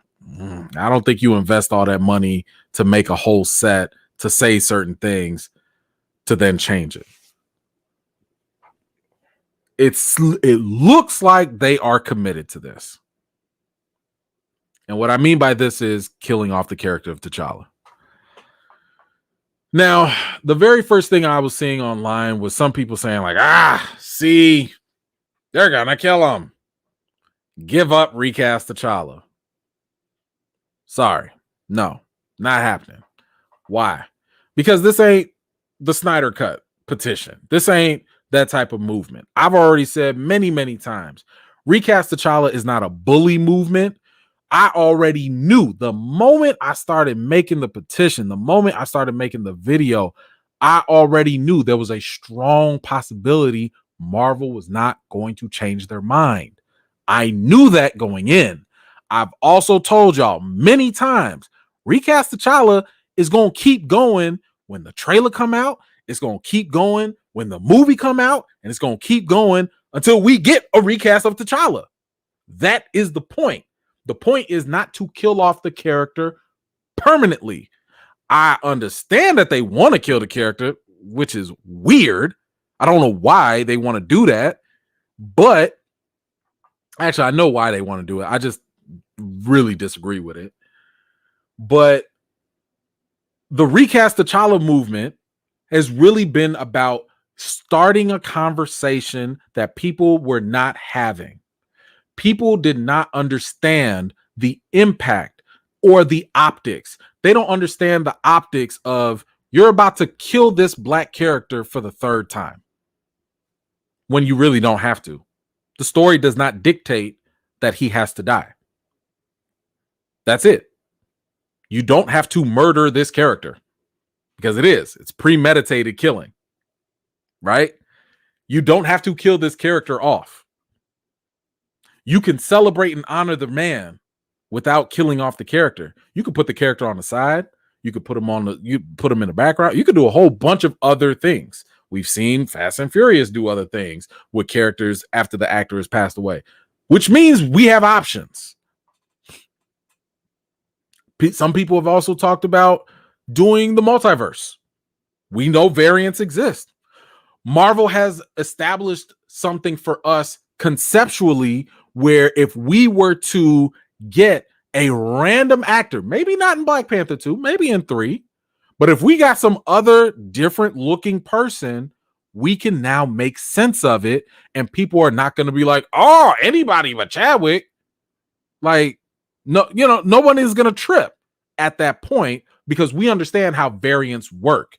We understand that variants can come in all different shapes and sizes. So that right there shows me that if y'all are committed to ingraining how variants in the multiverse work for us, that there is a path that you can take. Matter of fact, you could do something because we still don't know exactly the end result of Loki. You still can give us something where history changed. We're in an alternate timeline. I'm just saying, you have so many options to do anything else but to kill T'Challa. You have a multiverse of opportunities. The entire What If series is a whole series dedicated to telling you other stories and other possibilities that they can do. So what does that mean? If you got all these other options and all these timelines and all these universes, all these realities, all these variants, but you're committed to this one act, that's a problem to me. That's a problem to me. Why are you painting yourself in that one corner when you got a plethora of options? But no, recast T'Challa is not going to stop. Recast T'Challa is probably going to keep going because, like I said, I want people to understand the bad optics of killing a black man, a black character, our hero, an original black character, a character that was made for representation, a character that was created in the civil rights era, so that way we didn't have shucking and jiving supporting black characters, a king, a genius, a great husband. Come on now, Black Love, Storm. You don't have to go down that route. We're talking about the fact that we don't need to have Marvel killing off this character whose story has yet to actually even begin. We don't know how King T'Challa is as a king. We don't know how he's going to dictate things. We don't know how he deals with adversity while he's a king. We don't know how he's going to deal with the outside world while he's a king. We don't know how he's going to deal with incoming threats like Namor while he's a king. We don't know how he's going to deal when he has political differences with his sister while he's a king. We don't know any of that. The comics tell you all of that. The comics tell you a whole litany of stories and different aspects of his character that we're not going to get on the big screen because you just want to give his story to somebody else. You just want to say like, we'll tell T'Challa's story through other characters, maybe a new character, maybe a son. I don't want to see his story told through a son. No. Yes, in the comics down the line, he does have a son with Storm. But why are you trying to perpetuate this whole single parent stigma within the Black community? Why? And that's not a diss against anybody who is a single parent or had single. That's not a diss. I'm just saying that's also not the ideal. Nobody really goes in planning to be a single parent. And that's not usually the ideal that you want to represent. You usually want to represent at least from the comics anyway, they wanted to represent Storm, T'Challa, strong Black man, strong Black woman, T'Challa and Shuri, T'Challa with the Dora Milaje. You even had LGBTQ representation. They wanted to show the power of family. They wanted to show the power of Blackness. They wanted to show all these ideals, but I feel like we're treading down stereotypical African American stigmas by killing this Black man again, leaving his child fatherless. If he has a child, I'm assuming they're going to give him a kid, but fatherless.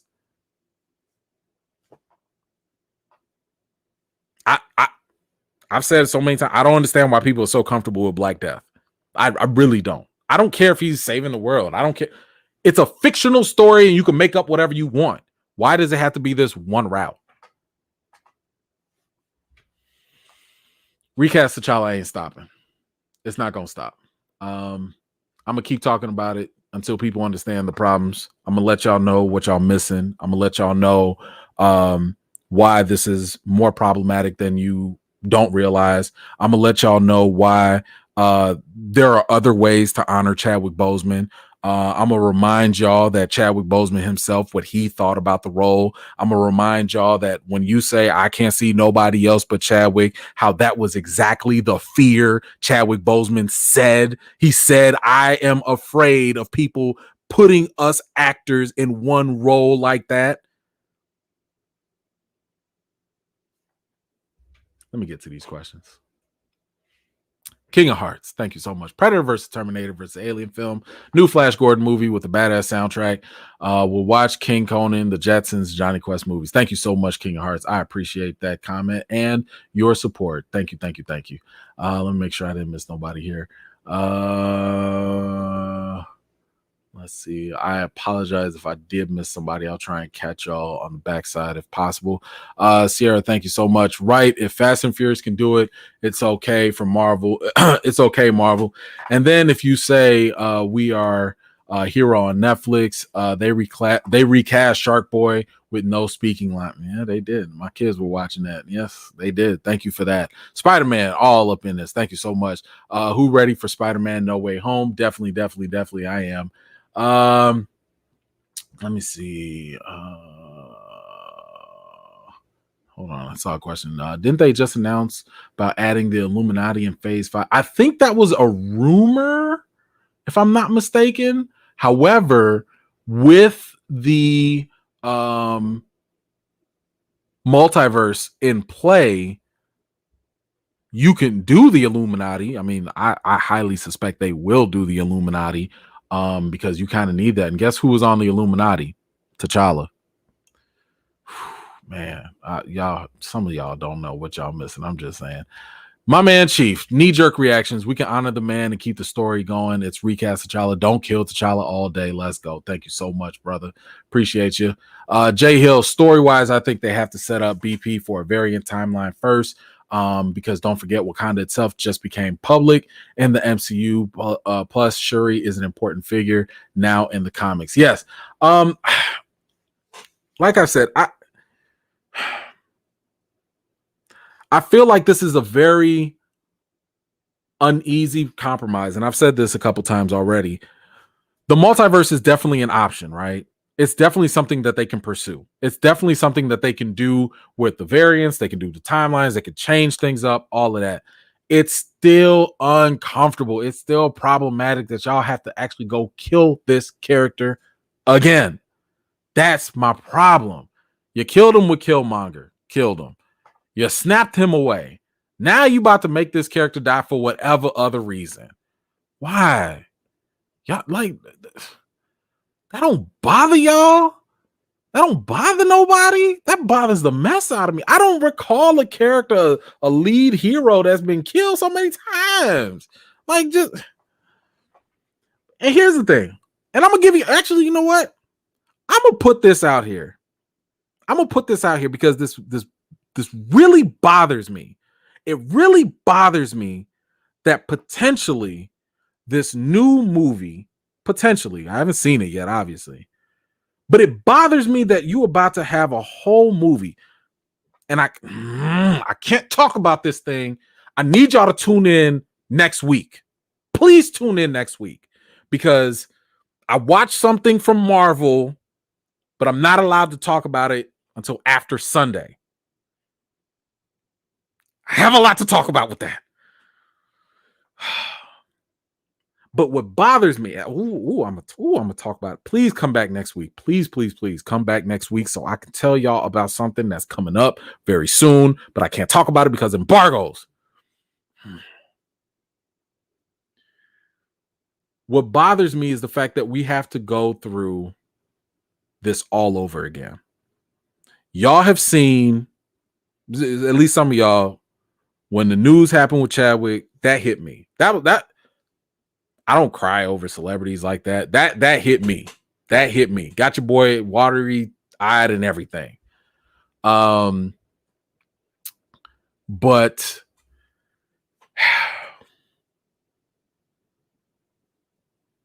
it took time to kind of like grieve and get over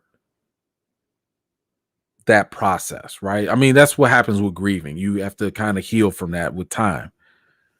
Now you about to do a whole big production, and as I've said before, reopen that wound, and you about to make money off of this. That bothers me. It really bothers me. It bothers me.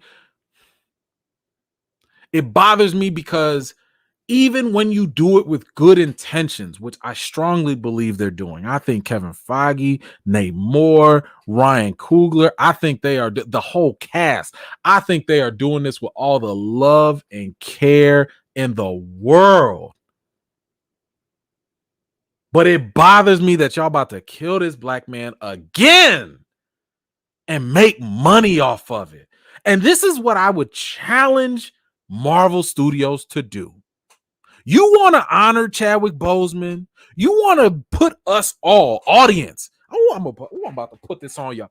You want to honor Chadwick Boseman, and you want to put us, the audience, through that traumatic experience again unnecessarily because you have other options you can take.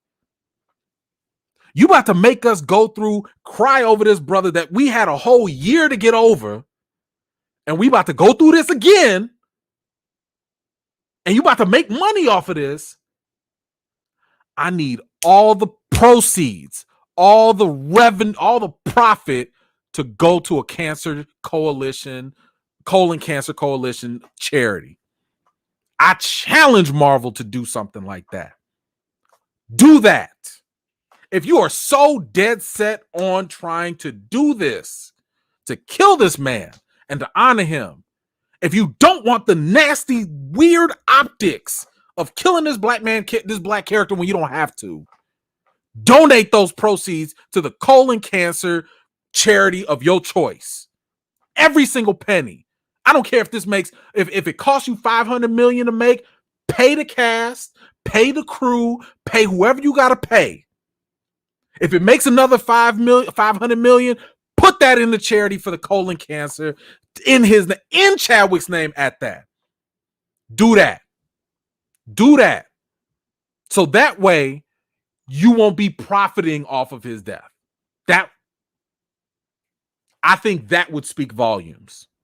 I think that would do something. Kevin Feige, I challenge you to do that. That's the Black Panther challenge that we should have. You want to do something to honor this man? Don't make a single dime off of him. Go ahead, donate all that money to a charity in his name, to something that would be right along with his work. Because Chadwick Boseman was more than just T'Challa. This man was a real life superhero. My man was battling cancer and visiting sick cancer kids on the side, making their life just a little bit better before they pass away. Do that.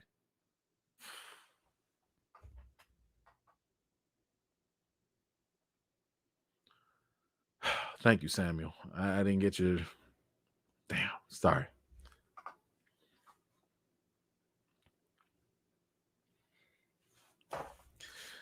Okay.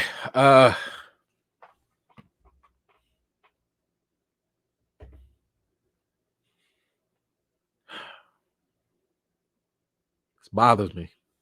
It bothers me. Excuse me. I'm tired of seeing us dying. I'm tired.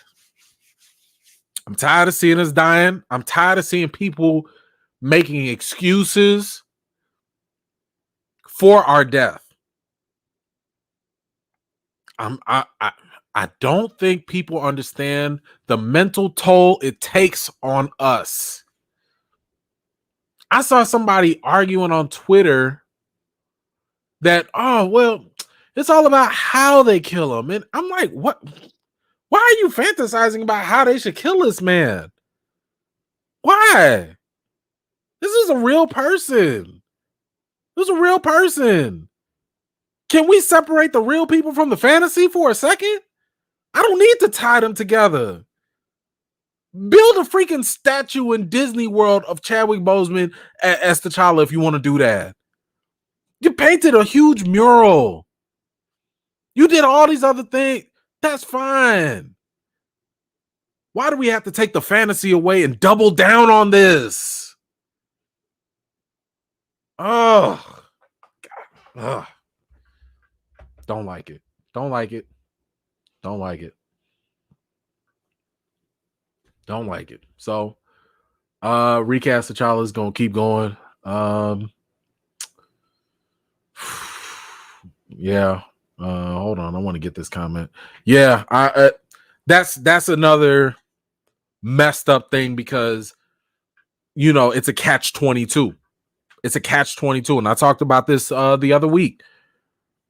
You boycott Black Panther because of this potential thing that they're gonna do, but then you're not supporting, a black film. You're not supporting black female representation.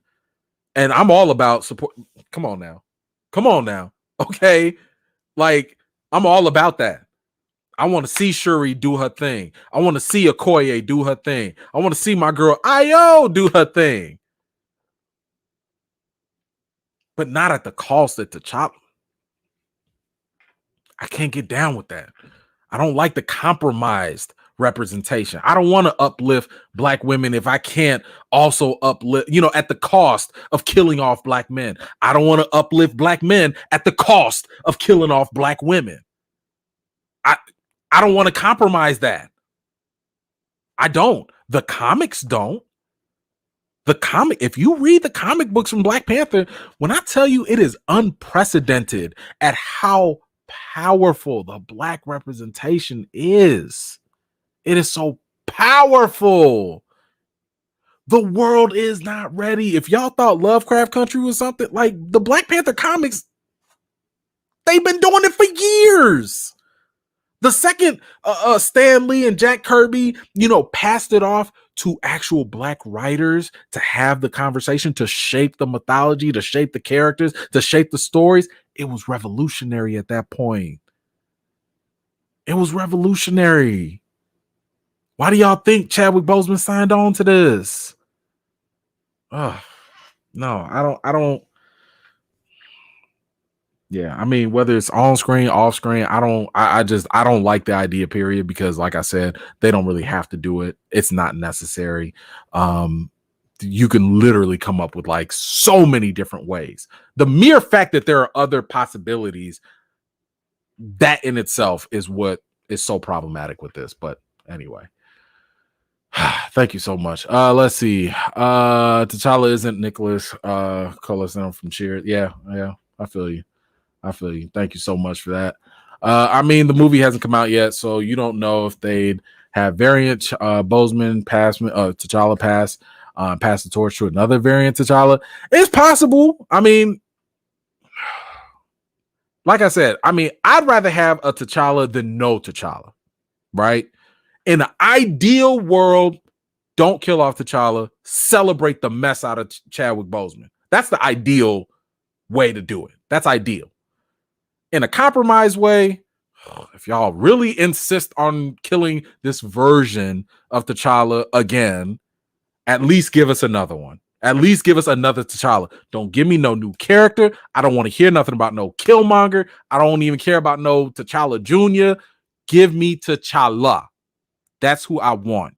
That's who the character has been. That's who the franchise has been about. The franchise has not been about the mantle. If you sit here and talk about, but it's supposed to be a mantle and pass around, you have not read Black Panther comics.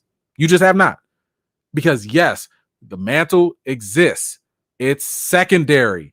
It's not the premise. The whole crux, the meat and potato. So you out here going to Olive Garden talking about Olive Garden is only about the bread. The bread is there. Sure. Yeah, it's an appetizer. That's what the mantle is. Everybody gets some bread. Everybody gets the mantle. It's about T'Challa, though. You go there for the pasta. Okay, bad example, whatever. But you know what I'm talking about. It's about T'Challa. That's what it's all about. Anyway. Whew. Oh, man. Oh, man. Thank you, Marv. I appreciate you, bro. Appreciate you. All right, guys. It's getting all hot. My eyes getting sweaty over here. I ain't come for all this. I ain't come for this. All right, let's do the little quick Ask Me Anything. Let me try and go through a couple of these questions. If you got them, we could just chit chat about some things for a couple minutes because I actually have a very fun date I need to go make. Got some daddy-daughter time with my eldest. So, I gotta head out in a little bit, and we're gonna have some fun time. We got to catch up on the Flash, and we might watch some other things I'm not allowed to talk about yet. But yeah, we'll get to that. Let's see. Oh man. Woo. Yeah. Okay, good. I'm glad that sometimes my analogies don't be working on time. Thank you, though. I appreciate you. Let's see who we got here. Oh, Jesse M. What's going on, Jesse? Oh, thank you. Do you think it's a possibility that they bring Michael B. Jordan in as T'Challa, but from another universe? How do you feel about that? I do not like the idea of Michael B. Jordan coming back as T'Challa or anything like that. What I do like, and the reason why I say that is because I don't want to ruin what he did as a villain. I loved him as a villain. And if you go back and rewatch the end of Black Panther,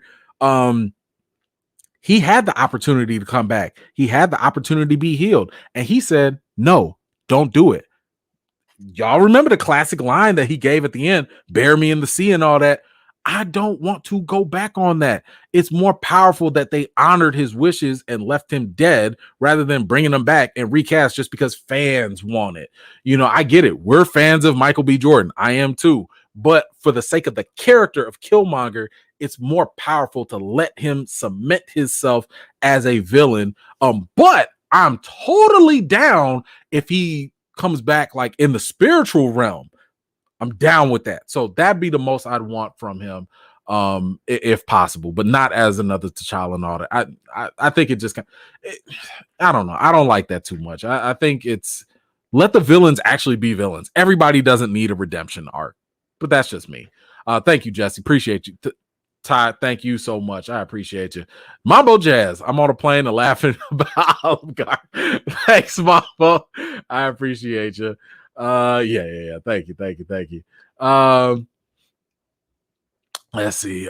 We want a masculine, strong T'Challa. Hey, I understand. Hey, I want the comic accurate version as well. So we on the same page with that. And that hopefully, a variant version can bring that to the table. Let's see. Can you make BP comic story recommendations? Look, let's see. The Namor story, the War for Wakanda. I have actually a tweet. Man, Chief, you on Twitter. Can you retweet that tweet that I made? Because I know I put a bunch of different stories for Black Panther stories that you got to read. I mean, obviously the War for Wakanda, his fight with Namor is iconic. His fight with Doom is great.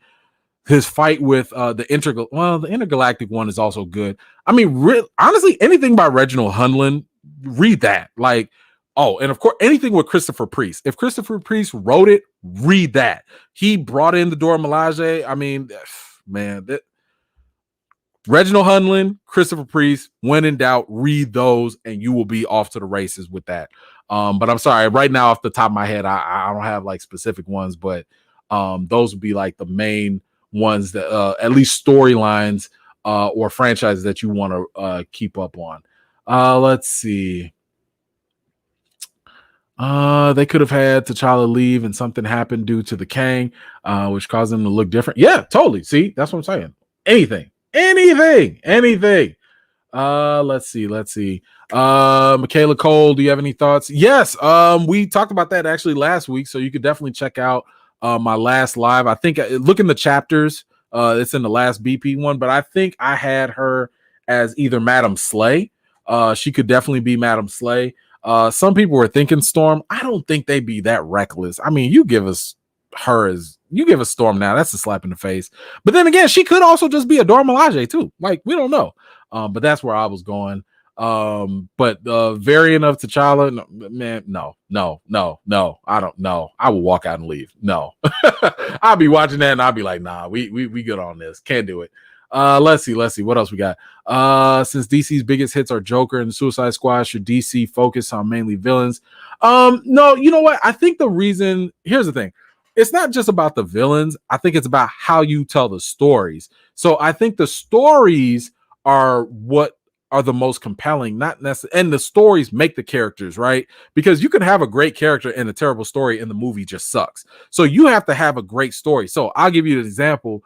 Yes, the Joker is very popular, but the one movie I would love DC to make, and this is a comic story, if you get the chance to go watch it, The White Knight. I want to say it's The White Knight. That is a story of when the Joker is cured. He is cured from his mental illness and he's regular and stable, and he turns the entire city against Batman. Ooh, when I tell you the politics, the social stuff, it is fantastic. Go read that. But yes, that right there is something that would make a phenomenal movie because of the story, and then it'll force you to look at the Joker a different way. It'll make you look at Batman a different way, whole different thing. So that's what that would be about. I can't do that. I mean, what if I get in trouble? Come on now. All right, let me get out. Let's see.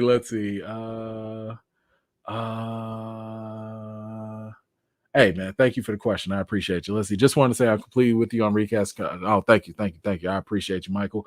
Let's see. Yeah, I understand. They actually have a comic with that.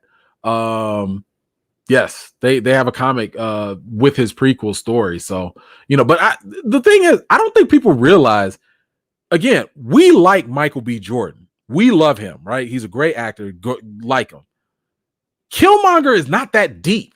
He's not a deep character. This is a character that was literally made for that one time in the comics to oppose T'Challa. You know, so everything that we got in the first Black Panther movie, that's pretty much it when it comes to Killmonger. I mean, yeah, he comes back later on, but like I keep telling people Killmonger is kind of like Sabretooth to Wolverine. Do y'all want a Sabretooth movie?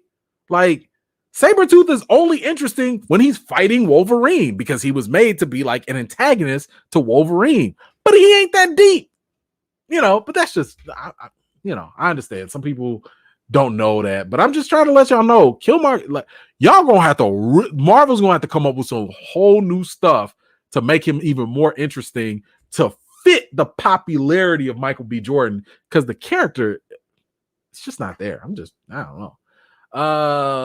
Let's see. No, thank you. No, his white stepbrother, who's not even introduced in the MCU. No, thanks. Pass. What did T'Challa say? We don't do that here. No, thank you. Not for me anyway. Yeah. Remember when you were asking me about what comic stories, Black Panther comic stories? So if you could find that tweet, please retweet it, let me know, and then that way I can remember to share that with other people. So I'd appreciate it if you could find that. No pressure though. She Who Remains. Thank you so much. I love y'all, man. I tell you, thank you so much for this. Black heroes and strength is supposed to be a myth, pure fiction. When it becomes a reality and too real for their comfort, they feel the need to prune and damage control, but it's only as effective as our response or lack thereof. Thank you for that. Do you remember when Luke Cage came out and he came out with like that dope line in the series, and it was something like, there's nothing scarier than a bulletproof black man or something like that? Ooh, I made a hoodie with that quote on my back, because that right there was what I was talking. I was like, yo, the world would lose its mind. It would lose its mind if black folks, you just had a black person walking around bulletproof. I'll leave it at that. And the superhero too, I'll leave it at that. I won't even go into it because we already know. But yes, thank you so much. Let's see. Yes, you can purchase the comics online. I don't know. I don't have my comic account here. I have to see if I can go back. I'll go back to the comment section and see if I can put that in there somewhere if I remember. Yes, Hickman did do that. Yes, thank you for that. Hold on. I want to think. I don't want to skip too many people here. Agreed. Let's see. Once you're interviewing for Black Panther 2, Wakanda Forever, will you bring out the recount? Man, that's an interesting question, right? It depends. I mean, I would if here's the thing. That's a big if they even allow me to. They know what I'm doing. Disney is well aware. I've reached out to them and asked for interviews and stuff. I mean, for the petition, but they were like, no, we're not going to comment on it. Now, it could be because, they don't want to spoil the movie and stuff like that. But if I get in front of somebody, it may not be about the petition, but I will ask some questions. Now, I also have to be professional about it, right? Like, I can't go in there and be like, why y'all killed T'Challa? Like, I can't. I'm a professional, right? Like, I still want to be invited for future things as well. But that doesn't mean I'm going to leave y'all off the hook. Now, that also doesn't mean that they're going to give me the main talent. Like, are they going to give me Ryan Coogler?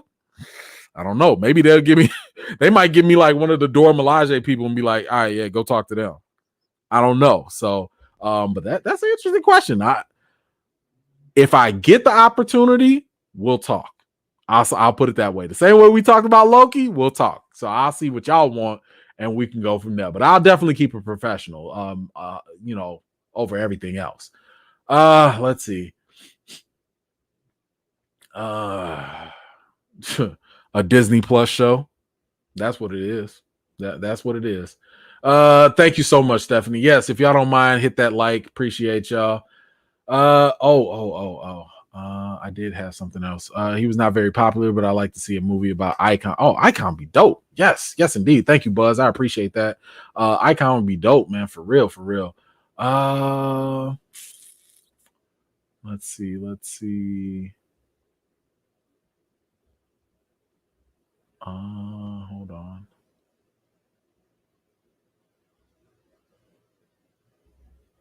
Yes, agreed. And yes, he was. Thank you so much. Hey, you can go get this at my store. I'm gonna put the link in the description after this live is finished. Or if you go to one of my videos, usually right under the YouTube bar, you can see all my shirts and stuff available. So you can get one too. And support Black business. Thank you so much. Let's see. Okay. Thank you. I appreciate you. Okay, I got you. All right, so I did tell y'all that I was gonna do a little bit about the He-Man controversy. So this is the point where if y'all want to bounce, I understand. That's cool. You don't want to get into the spoilers or whatever, but I'll just give you my quick thoughts on this because this was mentioned earlier. So the controversy is a couple of things. One, if you've watched the show, Masters of the Universe, basically it is a story about the world that He-Man is in, but He-Man ain't even really in it like that. So again, we're doing spoilers, so be careful. Just be careful. But yeah, so He-Man's not really in it. Something happens to him in the very beginning. I'm still keeping this spoiler free, but I'm just letting y'all know. Something happens to him, and then the story becomes about Teela. And the story starts to center around Teela, and the problem is people was like, we didn't sign up for this. Like, you didn't sell us this. We thought this was all about He-Man. And you take He-Man out, I think it's like 6 episodes in the first part. He-Man is out of the first, he's in the first episode and then in the last episode. The other ones, it's all about Teela. So because of that, a lot of people have been upset because they feel misled. They were like, yo, you screwed, like, this ain't what you sold us. And I agree with that. I totally understand the fact that, like, yo, if you're gonna tell a different story, sell that. You know what I'm saying? Manage expectations. I hate it when people send people off and stuff. Now, I didn't have a problem with this only because when I get screeners sometimes they come unexpected. Sometimes they come, especially with Netflix. Sometimes Netflix will just be like, Masters of the Universe, no image, no pictures, nothing. Which means I didn't even know it had to do with He-Man. I just saw it pop up on my Netflix and I was like, oh, what is this? I clicked on it. I saw He-Man. I was like, oh, okay, I'll watch it. So I went in completely cold. I had no expectations. I didn't have a movie poster. I didn't have a trailer. I didn't have nothing. And because I've always been a He-Man fan, I was just like, give me whatever you can give me.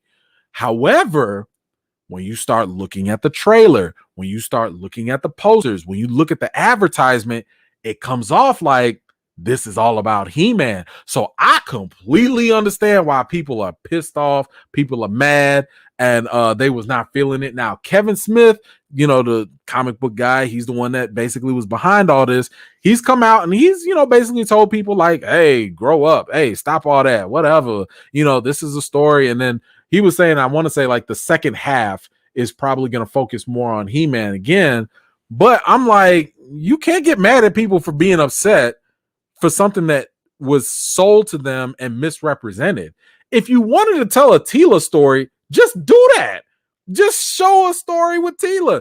Put her in the front. Put He-Man like in the little background in the, you know, like in the side somewhere, and just do that. That's all you have to do. But because you and I get it, you're probably not going to, because it's a fine balance with marketing, you're probably going to catch more flies with the, you know, catch more bees with the honey of He-Man versus, you know, putting up Teela, who's a little bit more unknown.